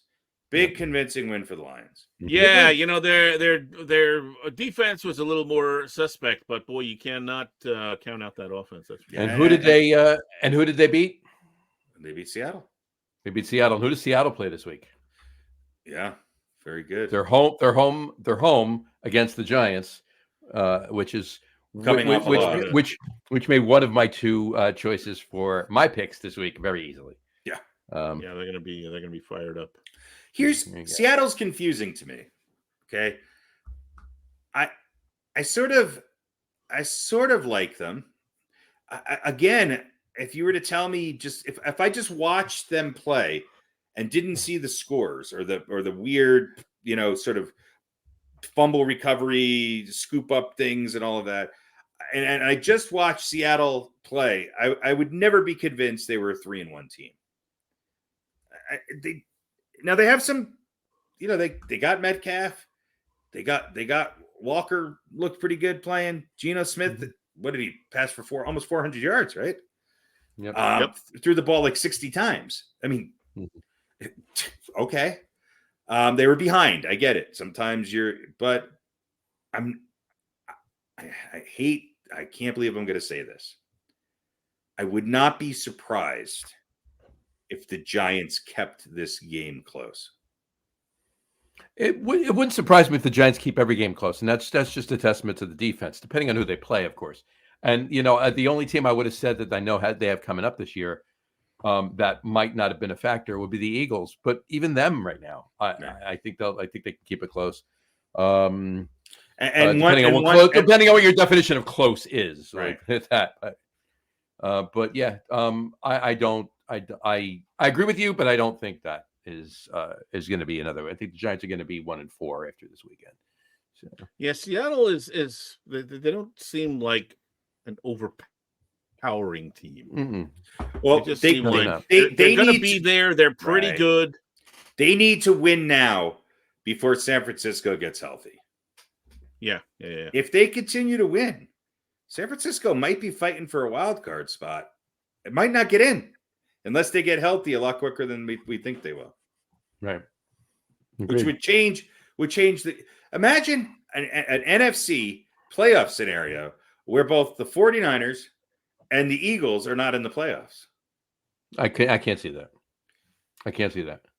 Like, it's possible this year, obviously, but I can't see that. Well, I think if the powers that be really want to see Kansas City. Well, that's in the AFC, but yeah. Right, but I'm saying you win the Super Bowl. Right, yeah, that's what I was going to say. They want get rid of a couple of teams that can beat them, right? Exactly. Yeah, get rid of a couple of the better teams. Absolutely. So maybe have a Kansas City Vikings Super Bowl. Right, and then something new will happen no matter who wins that game. Either there's a three-peat or the Vikings will finally win a Super Bowl. So, yeah, that's right.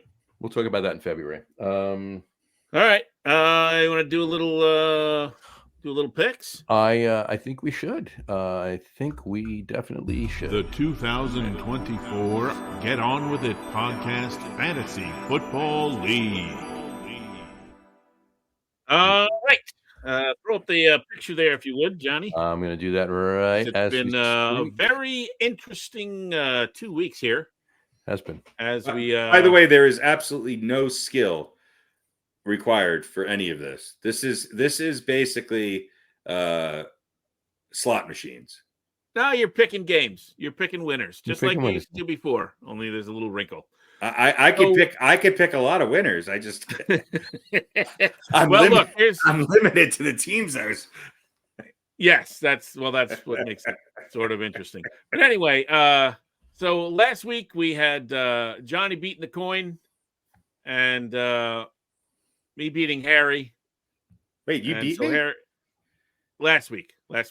Oh, okay. So Harry was undefeated heading into this past week. 2 weeks ago, week 4. But Harry went up against the coin and gave the coin his second beating in a row, a 5-3 win. So Harry Lug Nutz is now 1-3. And Jersey Johnny got 4 of his teams out of the 6 won, and 0 of my teams won. I got shut out. So I've at least crawled. I think I've doubled. You have crawled back, because if you look at the, I doubled my win total. Yeah, if you look at the points total, me, Johnny, and the coin all with 13, and again, you're in second place with 10. So you always sugarcoat things. Sugarcoat it, right? Exactly. Hey, second place is second place. Well, this week, Johnny's going against the coin, and Harry, you and I are butting heads. And because the bye weeks start this week, Philly and Tennessee on my team, and Clippers and Detroit on the coins team are all off for the week. So it made our picks very easy, because we only have 8 teams and 6 of them going. And it made my picks really easy too, because I have Miami and Jacksonville. Yeah, that's you're looking at. But if you look at the coin, Cleveland dropped to number 30. The Raiders moved up to number 23 from number 30 last week, and Cleveland dropped from 28 to 30. So I think you should put the power rankings on all of our teams. Think so? Yeah. All right. I will modify that, and that'll make me even sadder about where I stand. Well, I don't know, man. Listen, you maybe look, had I played Baltimore this week, I would have been 6-0. You would have been 6-0, yeah. But look, Baltimore is still a good team. Cincinnati has had hard luck. I think they're still a good team. Tampa Bay is a sleeper for you. Minnesota, again, they're not going to go undefeated, but they're going to probably. Hey, look, I am guaranteed 2 points this week. But you've got teams playing against each other, yeah. And Johnny, last week, week 3, you smoked me. I did. We had 2 games going against each other head to head, and by the way, unless some weird bye week trouble happens, unless notified otherwise, this is my lineup moving forward. Well, I think we've got bye weeks. This week, week 6 and 7. I think week 8, there's no buys. But I don't think anybody has two worse teams than Miami and Jacksonville. Well, I was high on Miami, but then they got injuries. Well, listen, Tua's coming injuries, back. injuries. I think week 8 or 7 or 8 is the earliest he can come back. You really think he's going to come back?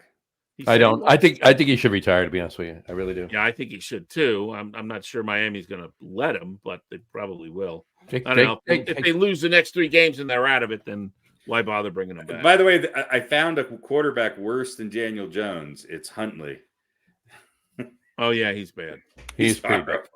He's pretty. So bad. Anyway, as far as the standings go, Johnny's 3-1. Me and the Coin are 2-2. Harry's 1-3. So everybody's still, within a game. Hey, look, I'm the Cincinnati Bengals of fantasy football this year. Well, look, if you win this week against the Coin and I lose, 2-2, we'll both be 2-3. I'll be 2-3. I mean, yeah, there you go. And the Coin will be 3-2, and John will be 4-1. I predict that all I want to do is have more wins than the Giants, and it's going to be tough.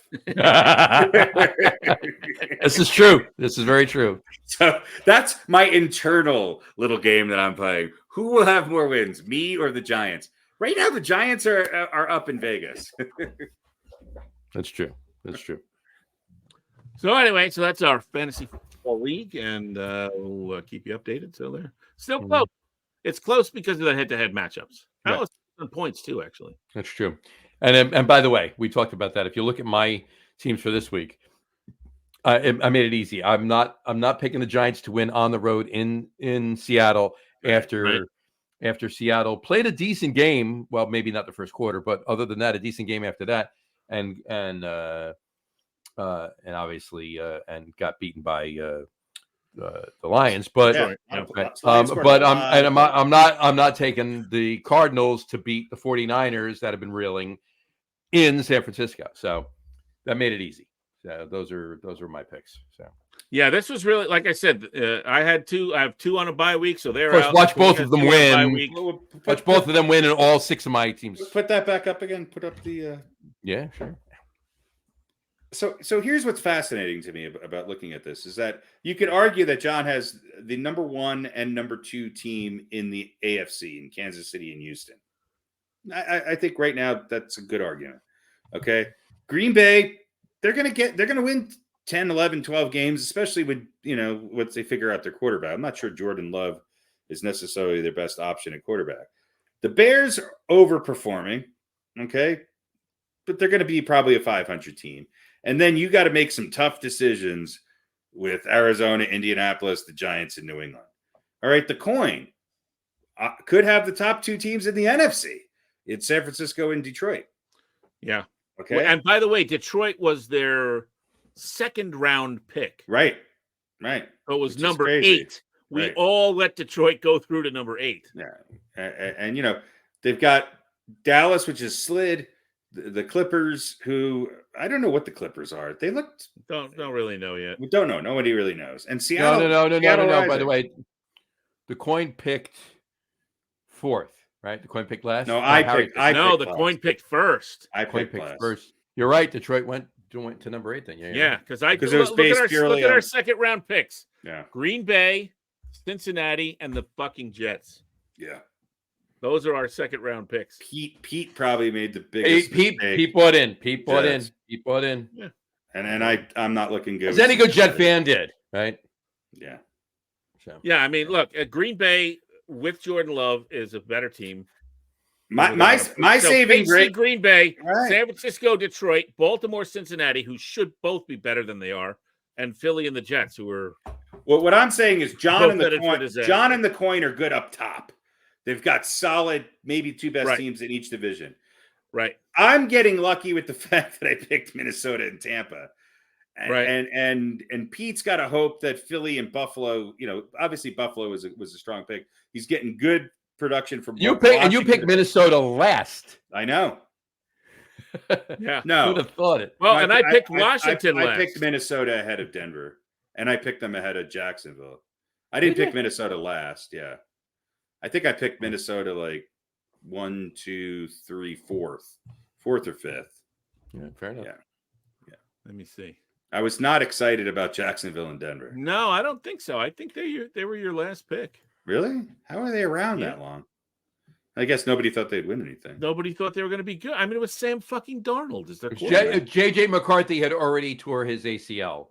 And it was Sam Darnold that was going up. So we were figuring that was my any hope of me having any success rides on Baker Mayfield and Sam Darnold. What could go wrong? Well, but I think you'll be all right. I think Baltimore and Cincinnati will be all right. I'm again 4 to 5 wins is what I'm projecting for me. Now I might stay close in the points, but 4 to 5 wins is what I'm projecting. There you go. We're gonna see if I outwin the Giants or not. We'll see. I think you're going to do better than that. I don't. We will see. We will see. We will see. All right. Cool. Do we have a are they We've got an over-under and we've got an are they for real? Wow. Are they for real is football related. What is real? What is real? How do you define real? If you're talking about No what idea. you can feel, what you can smell, what you can We got the taste, whole bed this see, time. then What real happened? is simply electrical signals interpreted by your brain. Pretty sure none of that's real. You're not real. For real, for real, for real. Yeah. Are you for real? For real? For real? For real? Are they for real? What is real? All right. Are they for real? As you know, it means lots of different things here. We were talking about the NFL and talking about coaches and who might get fired and who might not. Yes, we are. So, as far as the in-season firing, first in-season firing, we're going to assume there will be one. There's definitely going to So, there's definitely going to be one. might be 2 or 3. So, we're taking who's more for real? Any team from the NFC East or any other team in the NFL? As More far for as real. In other words, who's apt to get who's going to get the coach fired first? Somebody from the NFC East or someone from the rest of the league? NFC East. NFC East. NFC East. I don't know. I'm not going to ask you to pick the team, but you got the Eagles, you got the Giants. I think and the you handwriting's got on the Dallas. wall, and I think it's Nick Sirianni. I really do. I think it's the Eagles. Who's the head coach of Jacksonville? Doug Peterson. But there used to be. There's some disappointment there, that's for sure. This is his first year, right? So NFC East Third. or no, he's been there. Oh, for- third year. Doug Peterson's third year? Ooh, we might want to take the field. Although I agree with you, John. I think it's going to be. Well, I don't know. Like, is Dallas going Depends on what happens in the next 2 games for them, obviously. But I think right now, if I had to put money down on it, I'm going to say the Eagles. So. See, here's the Just say the here's NFC. the thing that I think makes Dallas strong is that Jones has put his money into Dak and into Lamb, right? Like he said, these are our guys, Mm-hmm. and if McCarthy can't win with them, and they played Parsons last year, right? I don't think he fires McCarthy during the season though. Yeah, that's kind of the That's not Jerry Jones' MO. Yeah. right. Like if they obviously don't meet expectations, even below where they normally don't meet expectations as far as a playoff win, I think Jones is going to side with the players, and McCarthy would be the guy that goes. I mean, the question is do you see Carolina, Jacksonville, Arizona? Do you see them pulling the plug on any of their coaches before the Eagles do? So I'm going to take the field only because I think there's a better chance that the Eagles stay within the range of where he's not fireable. In other words, I don't think the Eagles are going to have as bad a record as the Cardinals or even the Rams at this point with their injury, or Carolina or Jacksonville. I just don't see it happening. All right, so I think Jacksonville is my. If I had to put a bet on the first firing, I think it's Jacksonville. So you're taking the field, then I'm taking. I'm taking the field. Yeah. All right, fair enough. I'm gonna take the NFC East just because I think there's more pressure there. Mhm. You know, I agree. It is the NFC East, which That's hasn't just been because the you guys NFC. live in New York. Well, it could be. But this hasn't been the NFC East in a, you know what I mean? Hasn't been the NFC East. Hasn't been what the NFC East means in a long time. Yeah, And it might not be for a long time. time. It might not be. All right, so next over-under, football related. Daniel Jones benching. I know Harry picked him to go to sit on the bench before Bo Nix, which could happen because Bo Nix might not get benched for somebody else. Not because of injury, of course. So Daniel Jones getting benched over under 8.5 games.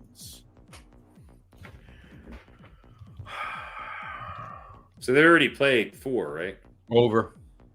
And then you got the Seahawks, the Bengals, the Eagles, the Steelers, the Commodores, Panthers. Bucks. I think they're going to give him till after the second Commanders game at home. He's got So that would be 9.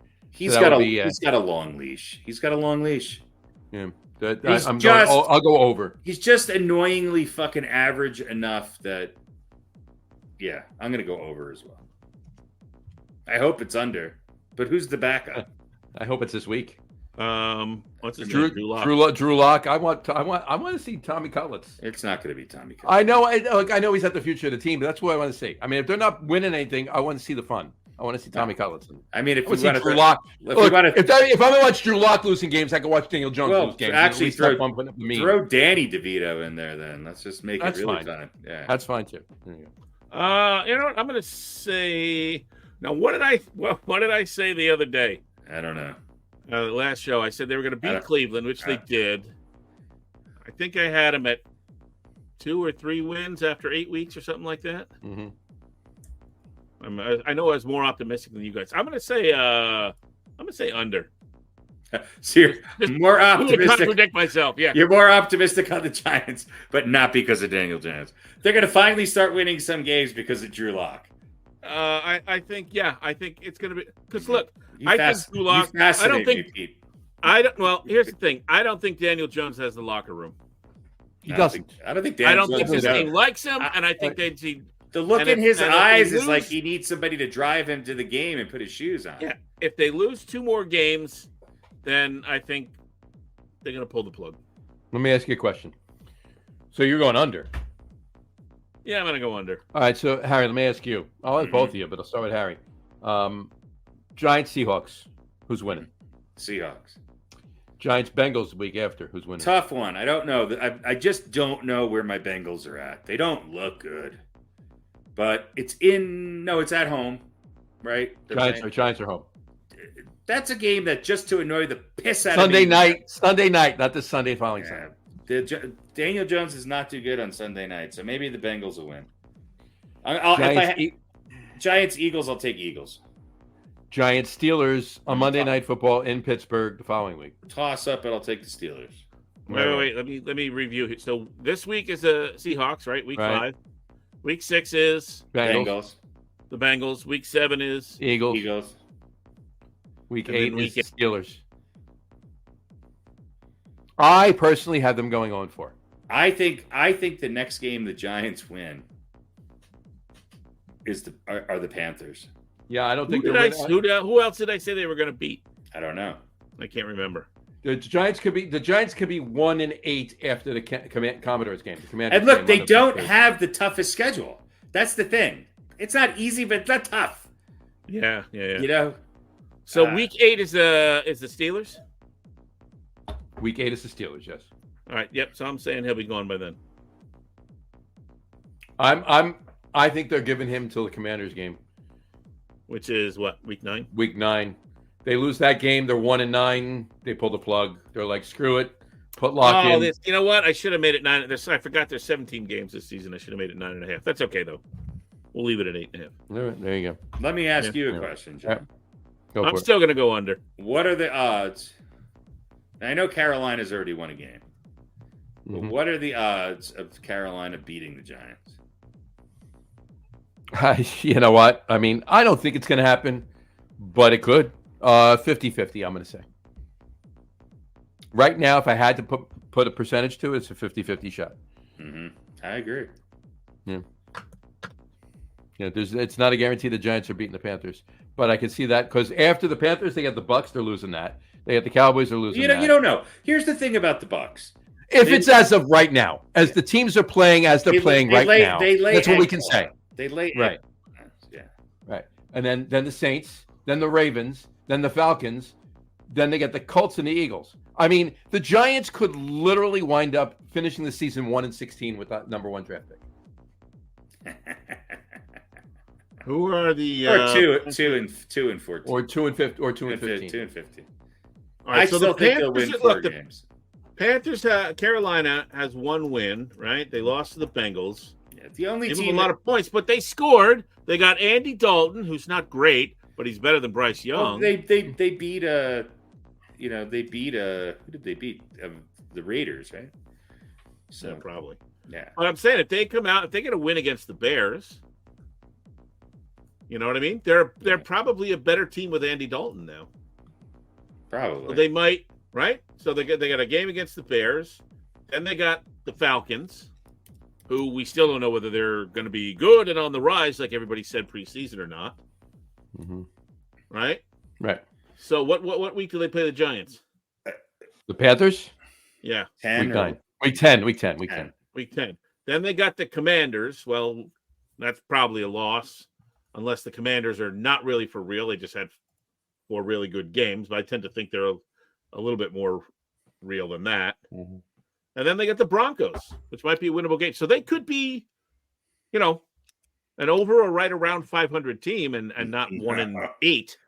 Well, I'm just saying they could be a better team with Andy Dalton. By the time you're not the Giants. No, the Panthers. Yeah. Panthers could be, over a game over 500. Right. Or so. There's By only the time they get to the Giants, and might be a better team. So there's I wouldn't put it past. There's only past them beating the. To me, there's only 2 Blue. teams that the Giants are definitively better than, and that's and one is just because of recent injuries. I think Jacksonville and Miami are the 2 worst teams in the NFL right now. Mm-hmm. I think and I think the Giants and the Panthers are tied for the next pair of worst. Well, teams. but again, this is a different Panthers team. I know. I'm not saying Andy Dalton, but he could come in and have a great 4 or 5 games. That's too. why I'm saying then, I think the Giants are Andy just Dalton, as bad or as good as the Panthers, and the Panthers are ahead of him because maybe and look, Andy Dalton's not Andy Dalton's great, but he's 10 years past his prime, and he has a horrible team around him. Yeah. But he could be the lift that could get him a couple of wins. But look, what did I say the Giants were going to win? 4 or 5? I think I picked the Giants to win 5 games this year. You said 4. I said 5. I said 4. I think 4 is going to be tough. I do too. What did I say, 10? Yeah, probably. You probably did. Yeah. But they're gonna bench Daniel Jones before week 8. And then they're going to fire their coach first. Well, Graham Gano is going to actually come back and play quarterback. And Exactly. he's going to drop kick. He's going to play quarterback, running back, wide receiver. Well, he's going to bring back the drop kick. He's going to bring back the drop kick. Is that still legal? Can you drop kick it through the uprights? I don't know. They might have changed that. I don't think they did. I wonder. I just don't think anybody uses it. All the kickoff changes and stuff like that. They might It's have horrible. I still don't know how an onside kick works. I thought there was a successful one on Monday night, but I was told otherwise. Everybody was confused, including the players and the coaches. I still don't know how it works. There's a drop zone. There's it didn't get into the drop zone, so it was a penalty, and the ball ended up on the fucking 10-yard line, and that was terrible. Yeah. All right, we got to rethink this. Anyway. All right, now for something not football related. Excellent. One more over under. We got to go heavy of over unders. Well, because we've been doing sort of a prediction stuff. Yeah. But I wanted to go back to the old school. Nice. How many pills are in the jar? How many pills are in the bottle? Now let me show you these. Is this your Viagra? This I wish. Yeah. This is potassium. Those are some big boys. These are big pill of potassium. This is Pete's box over under. We got to put that up there. It doesn't even say how much it is, but each one is a lot. So this is, as you can see, a tall bottle compared to the regular kind of pill bottle. Stuff. And This is one a day, and this is a 60-pill bottle. Now, it's got a big label on it, but I can show you. Okay. Yep. So what's the over-under? Good view on that. And the over-under... It's 31.5. 29.5. All right. I'll turn it sideways. We'll spin it around. I'm going to go over. I will go under. All right. You're not going to count them. No, I have. That's why I have this hanging here. Excellent. So I actually already did count them for once. Nice. Remember the envelope holder? That was a great one. I don't know how many it is. There's been a few of those where I forgot to count. Of course, that's what makes it charming. Or I write the over under down, not the count. So the official count is ding ding ding. Wow. 27, yeah. 27.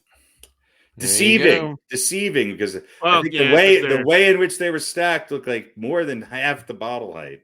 Yeah. So anyway, so this helps me go pee or something. Sure. Well, it's always nice. That seems. And I never have to eat a banana. Seems kind of small to pee in, and then the potassium pills taste. Does it? So you actually put that? Never mind. That kind of it's like the Mentos in the Coca-Cola. Yeah. Eruption. Yeah. For some reason, so that's it for the over/under. Red Lobster for the seafood lover in you is playing in my head. There you go. Let's see. All right. No, are we done with football? Yeah. We're done with everything. All right. I think we're good. No surprises in the WNBA. No. Well, a little bit. No, the higher seeds all advanced. The higher seeds have all advanced. But look, the Liberty are looking good, and they're playing a team that's really a two-time champion with an MVP on it. We'll see if they can close it out. But yeah, you're right. No surprise. I guess the first round. The Liberty were favored last year too and lost. Yeah, and I don't think that I heard a couple of guys going about like, well, maybe Caitlin Clark isn't so great. I know they got B2-0 by Connecticut, but they were the 6th seed. They had 7 wins last year, and they were a 500. They nearly tripled their win total. They're still not a great team. They're much better than they were last year, but they were, like I said, they were, you should have expected, people going, oh, Caitlin Clark isn't so great. How did Michael Jordan do in his first season as in the playoffs? Not good. Caitlin Clark needs a Scotty. There you go. If she gets a Scotty, then she kind of has a Scotty. What they need is a couple more players, but they're the most improved team. And a Rodman. They need a Paxton. Yeah. They need a Paxton. I think they're filled with Paxton and Rodman. They need a Paxton or a Kerr. They need a Horace Grant and a Scottie Pippen as well. Yeah, there you go. A Scottie Pippen and a Horace Grant. That'd be nice. Okay. On that note, we asked before. Yes, the drop kick is still legal in the NFL, but it's rarely used. Excellent. All right, it's still in the NFL rulebook. The last successful drop kick in the NFL was by Norm Van Brocklin. No. Joe Theismann. No. What year? Justin Turner. No. 2006, actually. Oh wow. Jim Turner. I'm gonna say it was a punter, maybe, or quarterback, or Ray Guy. 2006. Yeah, Ray Guy was dead, I think, in 2006. Like I would know that. I'm gonna say the last person to kick a drop kick in a game successfully drop kick, you bounce it off the ground and you kick it through the uprights and you get 2 points, right? Depends on if you're going for if it's you get a field goal. If you get a field goal, or if you just scored a touchdown, you can do it to get an extra point. Yeah. Never 2 points unless you drop kick it through your own end zone. Then the other team gets 2 points. It's 2 points. Right? I'm going to say the last person to do it was probably Roger Staubach. No, 2006. 2006. I don't know. Tell us right now. Tell us. 2006 was a quarterback. Was a quarterback. Okay, don't tell us. Quarterback. What AFC or NFC? AFC. AFC quarterback 2006. The 2000s are a little fuzzy for me. I get it just AFC 2006. Don't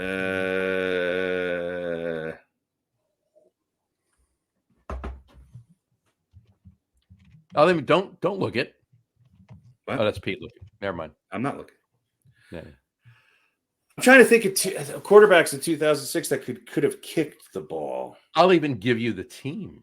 Ooh, I probably won't be able to name the quarterback. Please do. The Chargers. Unless you want to take a guess before I give you the team, No. like one more again. No. The New England Patriots. Oh wow! So it was Drew Bledsoe. No, Drew Bledsoe was out of there already. Nah, not Drew Bledsoe. Who was was it Tom Brady? Tom Brady was the quarterback. However, it was not him. So who was the backup? Oh, was it? Was it Jimmy? No, it wasn't Jimmy Garoppolo. No, he wasn't around yet. Not yet. It wasn't one of the weird home Dunkin' Donut pickup receivers, was it? No. Oh, Matt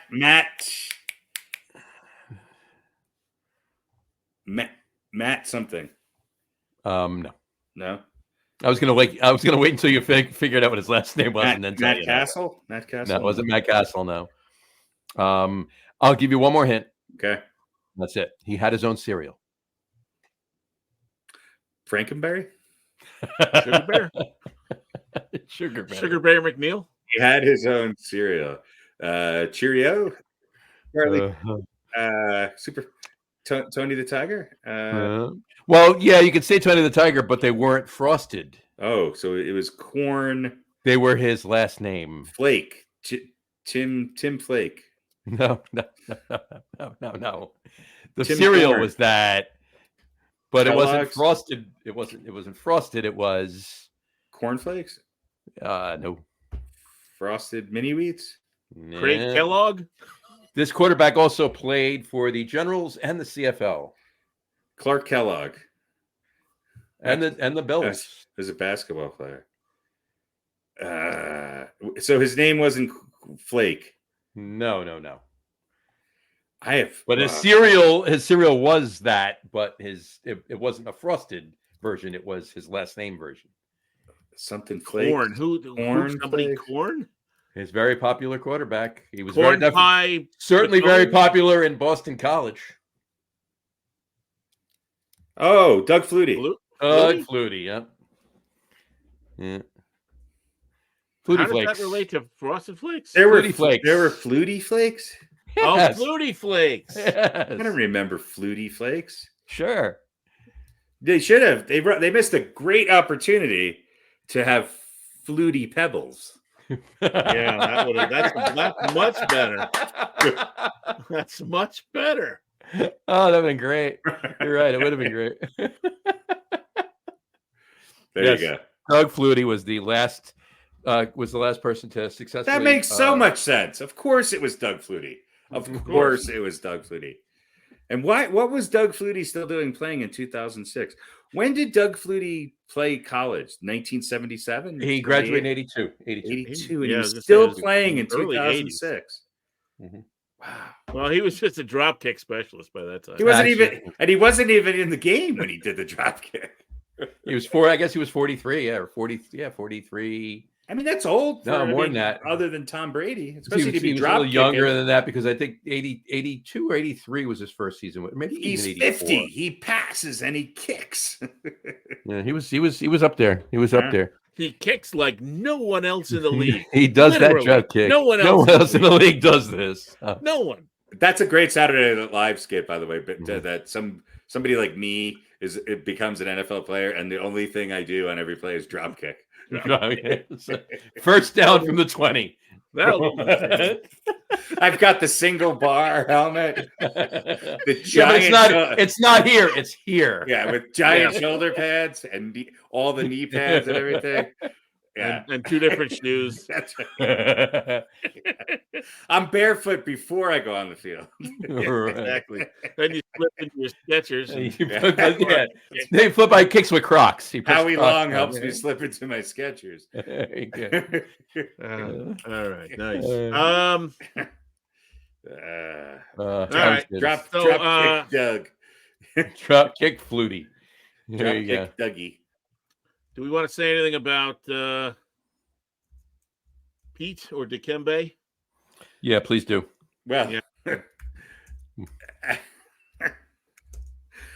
I mean, look, I don't mean to Dikembe Mutombo did a lot of great things, especially off Off the field. basketball. And one of my greatest memories as a Denver sports fan the first year I moved here, was watching Dikembe with snot running down his nose, holding the ball as they defeated the Seattle. Does he have greasy fingers smearing shabby clothes? He was. Yeah. But the best thing about Dikembe Mutombo, and this has resurfaced this week, obviously, is that he used to just walk into bars and go, "Who wants to sex Mutombo?" So what? And this is a comics routine, so I'm not making this up. But one of the things I appreciate about Dikembe Mutombo is he was all about getting approval and what's the word I'm looking for? Consent. Way before his time. So he had hundreds of witnesses when somebody left the bar with him, but he literally used to just walk in and go, "Who wants to sex Mutombo?" Yeah, well, listen, that's the way to do it, right? You're getting consent in front of everybody. That's right. I just think that's the most that's amazing. Yes, yeah. And what he did on the court was great. He was a good player. But he was one-dimensional. I was a better shooter than he was. I could beat him in shooting. I mean, he was not there for atrocious. I think Olajuwon's the only guy who's got more blocks. Yeah.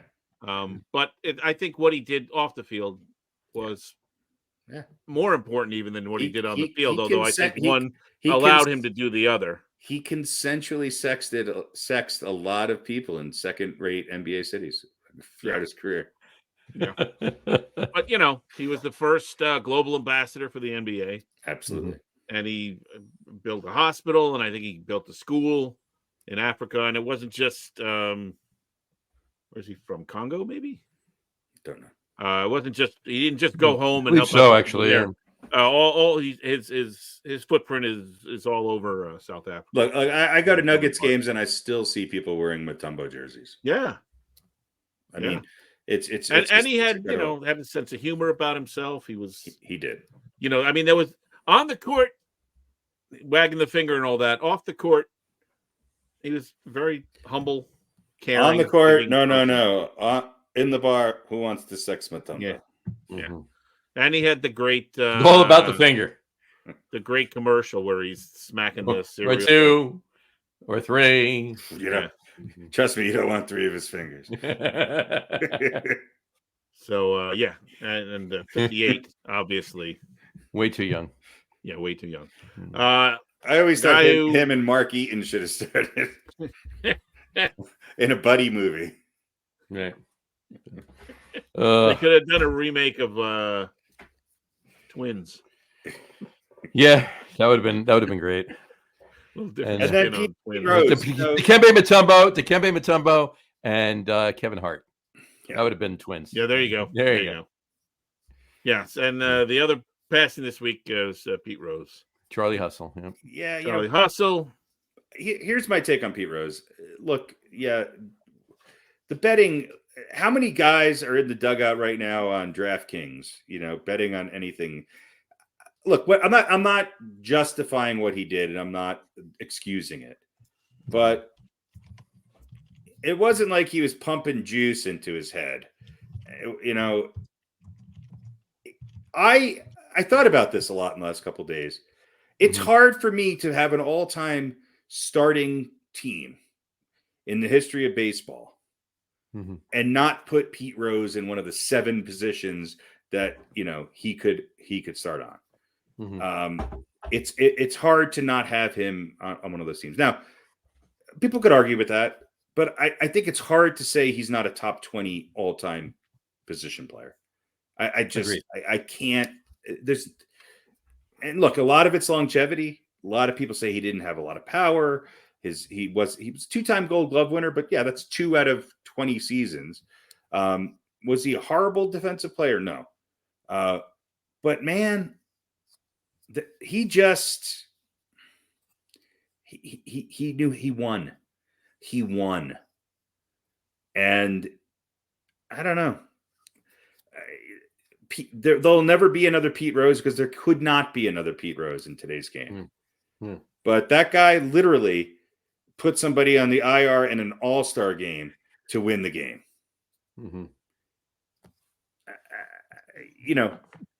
Which that's not something that really should be admired. Well, but no, it's the personification of Pete Rose. It is. Yeah. And don't block the plate then. Well, I loved him, and I hated a lot of the teams he played on.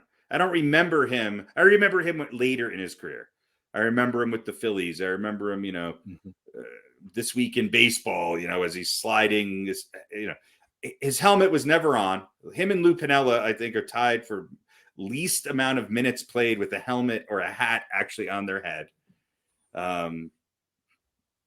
But he's one of the best baseball players to ever play the game, and that's maybe the most understated fact uttered. Agreed. Was he? Was he the most charming human being on the planet? No, but I'll tell you what, he was really well loved, especially in places like Cincinnati and Pittsburgh or Philly. He's the hit king. Yeah, all-time hits leader. Whatever, 17 seasons. Okay. You're gonna put up numbers if you play long enough, unless you're really terrible. But the guy was, he had so many qualities that you would want your kid to look up to: the hustle, the hard work, always going at it. Never lollygagging an obvious ground ball. Pete Rose didn't. The only guy who I ever watched play, who I think had the ability to take any pitch and direct it into a hole where it's going for a single. The only person two people that I ever saw do it as well as Pete Rose were Rod Carew and Kirby Puckett, maybe Tony Gwynn. He's up there with those guys in that there are very, very few pitchers that are going to consistently get the best of him. And it wasn't, hey, I've got one swing. He just knew how to hit. Right. Yeah. And he did it from both sides of the plate.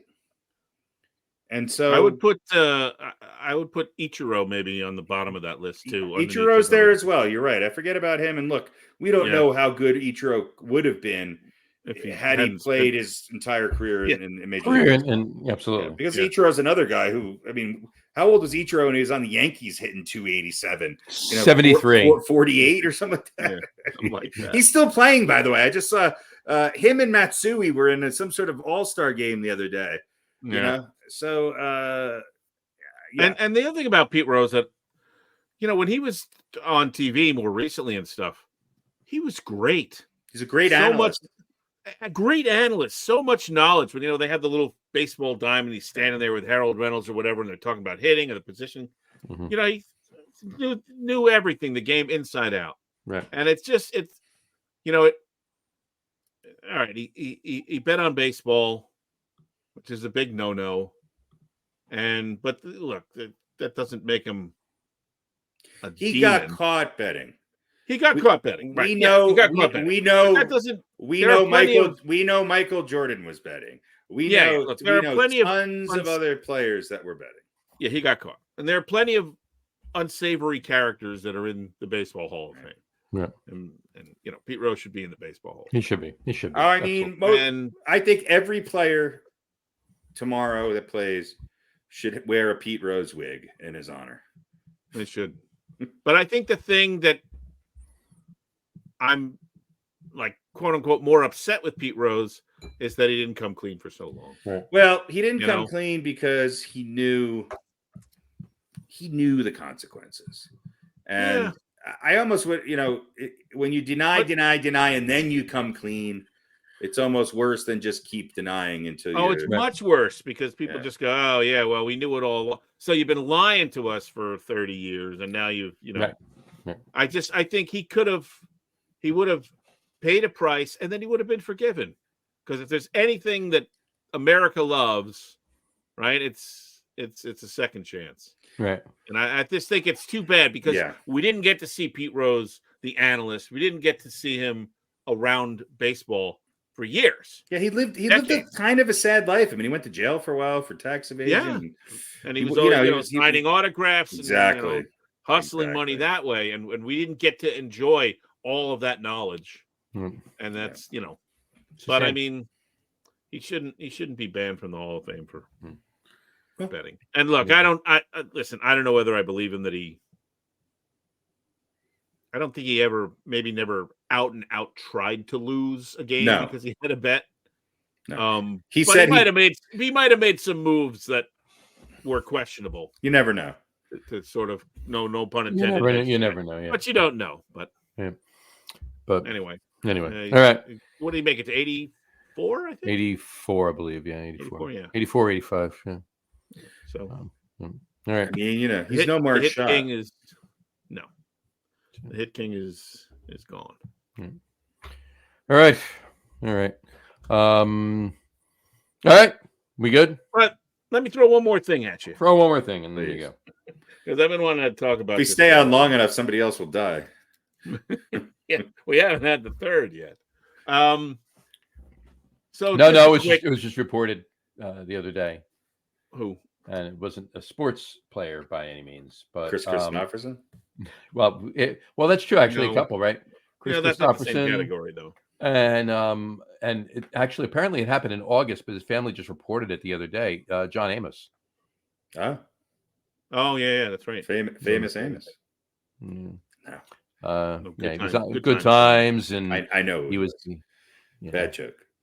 He was in Die Hard 2, and he was in Coming to America, and numerous other films. But anyway, Pete, go ahead. All right, so let me just throw this at you because I'm not really entirely sure where I am on this, but You're in a dark room in I'm in a in dark Long room. Island. Should the Masters change its name? Oh God, to the primary golf hole. Well, look, it was originally called the Augusta National Invitation Tournament, and then, who was it? Well, that doesn't. But Clifford Roberts, who was one of the guys who co-founded the club, wanted to change the name to Masters. Bobby Jones resisted for a number of years, and then eventually, I guess 5 or 6 years later, finally gave in or whatever. And the original Masters, according to Roberts, was a reference to the Masters of Golf who played in the tournament. But we are talking about Georgia. We are talking about the South. Should we change a master's degree to something else? Well, I mean, I understand master bedroom. Of course, the geniuses there master, then decided to call it the owner's suite. Yeah, but look, the word master might be next on the chopping block. Okay. So I guess my question is, if that's the case, should the golf tournament get out ahead of it? Because look, let's face it, the Masters of Golf, I think we know what color they were exclusively for how many decades. I mean, let me ask you a question. This isn't my answer. This isn't my answer to that. Okay. What I'm about to ask you, this question I'm about to ask you, is not alluding to my answer to your question. I'm just throwing this out there as playing. Look, we're all closet racists here. We don't have to. That's not even what I'm saying. Oh, that'd be good. So, if there's a word, if there's a word, he does. It's actually true. But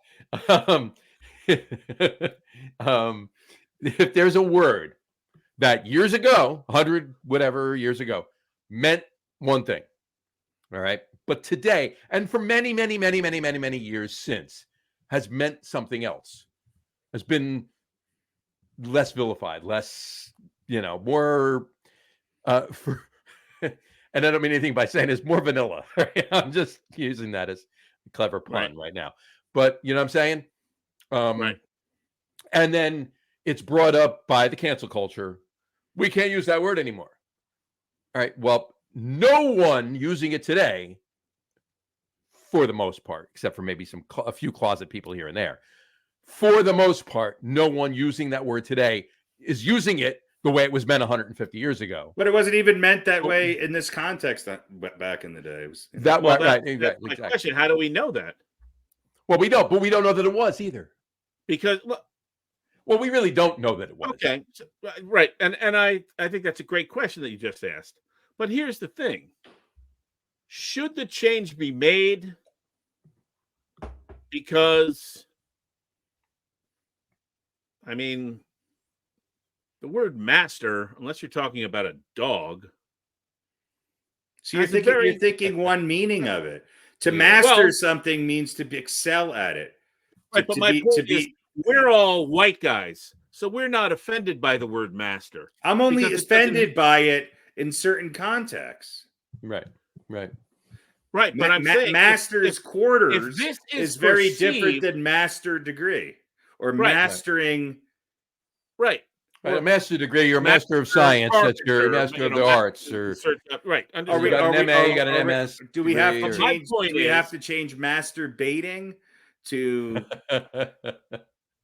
self No, improvement? that's one word. That's one word. owner. But my point is, we're talking about the 30s here, and it's a reference to the masters of golf who were all white, and because nobody who wasn't white even played on that course, whether it was the Masters tournament or not.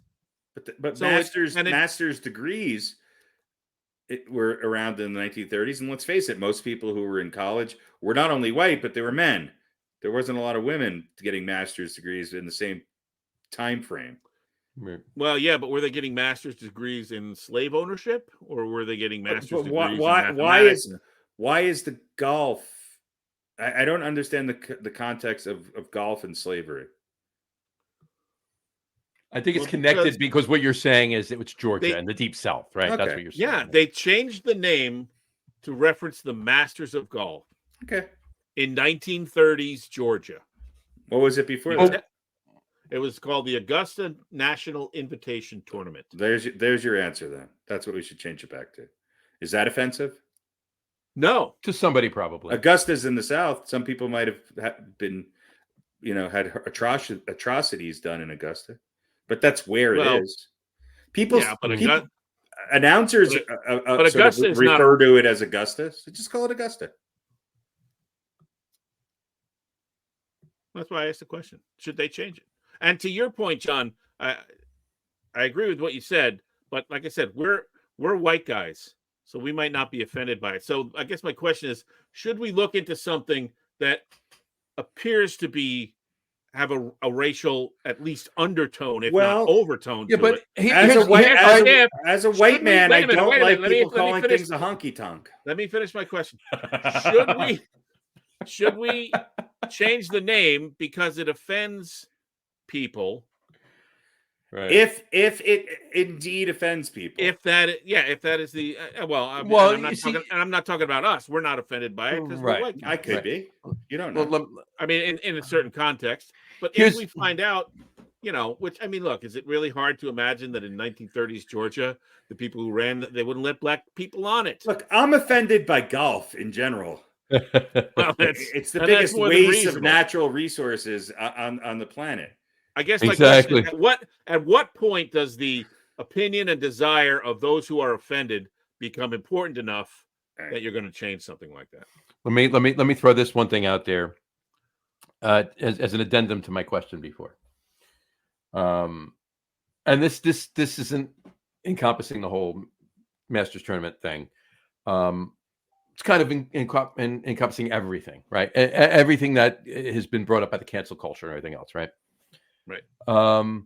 I'm sure that a number of these things that have been canceled, and I'm not even going to get into them because some things were obviously friggin' ridiculous. They needed to be changed, right?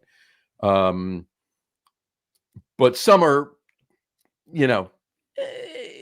really, I see where you're going. I see where your point is, but right. My point being, I'm sure there was maybe someone here or there. We don't know. I don't know. Maybe somebody does know. I don't know. Might have been offended by something like that all along the way, so forth and so on. But it's only been the last X amount of years that this whole cancel culture thing has come up. Why wasn't, we were smarter in the 80s and 90s than we were in the 30s. Why wasn't it brought up then? That's my point. If it was that egregious from back then, We were smart enough in the 80s and 90s to know it was egregious from back then. Why did it wait till the 20s now? Well, and for to do everybody anything who finds it offensive, a lot of times the group that we think we're protecting from the offensiveness are not actually offended by it. Take some recent look. I think the Redskins was offensive, but you could ask a lot of Native, Americans, and they don't feel that way, and some do, some don't. I don't know if it offends enough people and they want to change it, then change it. So they should just be honest in it and call it Richie Rich white guy in summer vest hit ball and hole tournament. Mm-hmm. Yeah. And I think, John, the answer to your question is we don't know. They might have been trying to get this changed since then. Might be a small vocal contingent. And I always go back to number two, culture changes. No, you're right. No, it's right. Fine. I mean, whether you like it or not, and I definitely think there are some things that are too woke. I think there are some people that just look for something to be offended by because that they want that to be there. But no, you're right. My point is, someone else's offense shouldn't have to rely on the majority white guy's approval. Right.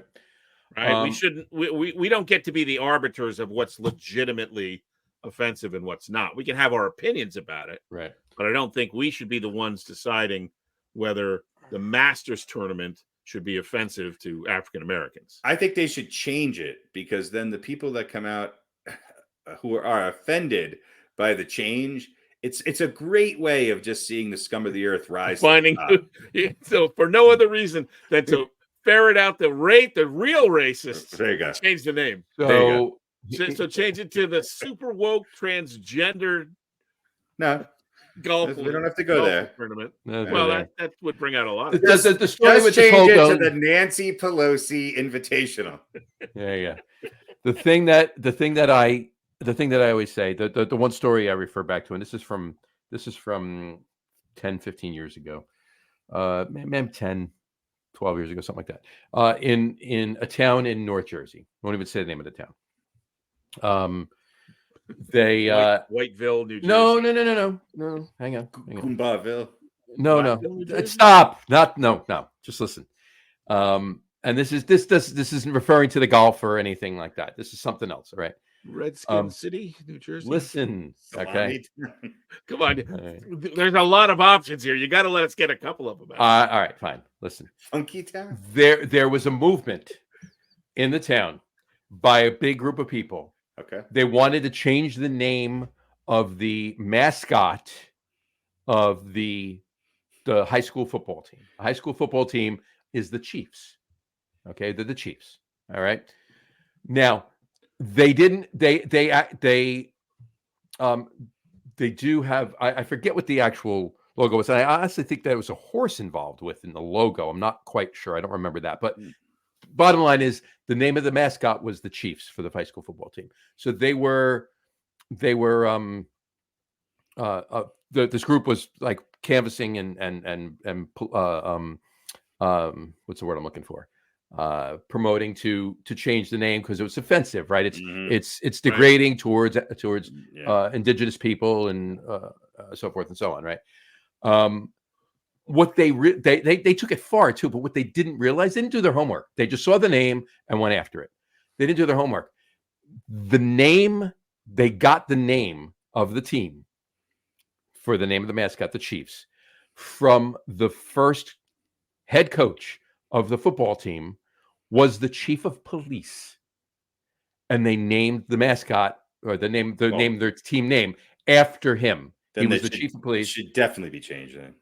So is the chief, but that's my point. They weren't calling the logo. Was the logo? It wasn't even. It wasn't. No, it was just. It was a horse. If I'm recalling, it was a horse. I don't exactly remember, but it wasn't a headdress or anything like that. So it wasn't a Native American, obvious Native American logo. No, right. So it's just the name, right? And they were the Chiefs because the head coach, the original head coach for the first several years or whatever of this high school, and back in the whenever it was, 60, 70 years ago, whatever, was the chief of police. So they called him the chief. So that's my point. So they didn't even do their research as to what they just said. Oh, chief, boom, hey. Well, but they could be offended that it's I was going to say there's a lot of people that are I'm pissed more off I'm more at the offended police, that it's but- police based than it is. Yeah, I would be much. No. On that note, They didn't do their. So did they change it to the chefs?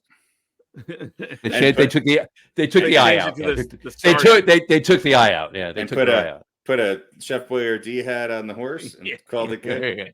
Chefs. Their logo with the ravioli. Yeah, they're the last I heard they were still the Chiefs. So Okay, well, see, so and Kansas City's still the Chiefs. So final tally here. They should change the name. I say why not? Go ahead. Chiefs I doesn't couldn't bother care me. less. Either. Oh, we're talking about The Masters. Anyway, well, this is a good way to end the show. Sure, why not? I think they should just call it the Augusta Invitational, International Invitational. That's the National Invitation Tournament. How about they could even say international because there's international players in it. It's not just 12 guys from Georgia. The Augusta Green Jacket Award. There you go.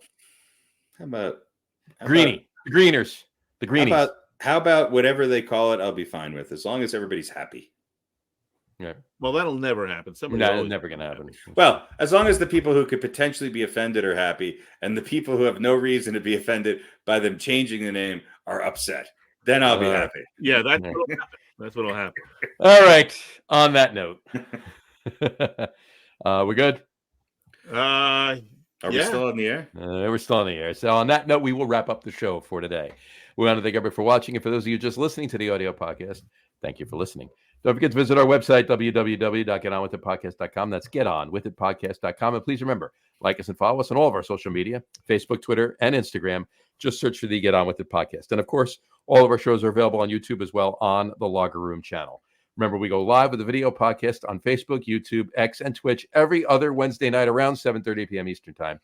And for those of you who just want to listen to the audio podcast, you can do so on our audio host, Spreaker, as well as iHeartRadio, Apple Podcasts, Spotify, Odyssey, Audible, Google Podcasts, Amazon Music Podcast, TuneIn, Podcast Addict, Castbox, Deezer, Podchaser, Rephonic. Pretty much anywhere you can find an audio podcast, you will find the Get On With It sports podcast. And if you haven't done so already, please subscribe to one or more of those feeds, and you will never miss a show. Again, thanks for following along with us. Have a great rest of your week. Have a wonderful weekend. Watch all the sports. Watch the not all of them. The Mets lose game 2 because they're down now 5-3 in the bottom of the 8th. By the way, you can tune into this for the rest of the week and the rest of the month. It's just John watching the Mets pretty much with the microphone on. Mm-hmm. I may just go live tomorrow night and you didn't tell us whose jersey you actually had on today. This is right here. Curtis Granderson? No, it's the number's retired, so it's only one person. Jackie Joyner Kersey. I have no idea. No, he's in the booth with Ron and Gary. It's Keith Hernandez. Keith Hernandez. There you go. I think one of two. And it's the away jersey, and that's a cap with it. So there you go. Right. Keith Hernandez, one of the few MLB, and I think maybe the only Met Seinfeld alumni. The only Met Seinfeld alumni, absolutely. So there you go. Right up there with Danny Tartable. There you go. Oh, hey, by the way, over-unders, Aaron Rodgers plays 4.5. Obviously, we're over there. Colorado Buffalo wins. They have 4. Mm-hmm. So we all took the over on 4.5. So we did. They just need one more win, and we'll be right. All right. We will see you in a couple of weeks, folks, and we'll probably grazing the beginnings of the NHL and the NBA on that next show too. So, grazing is offensive to all horses out there. Horses, there you go, and cattle. There you go. All right. Have a wonderful couple of weeks, folks, and we'll see you then. Take care. Cheers. Bye, everybody. Happy 100th birthday.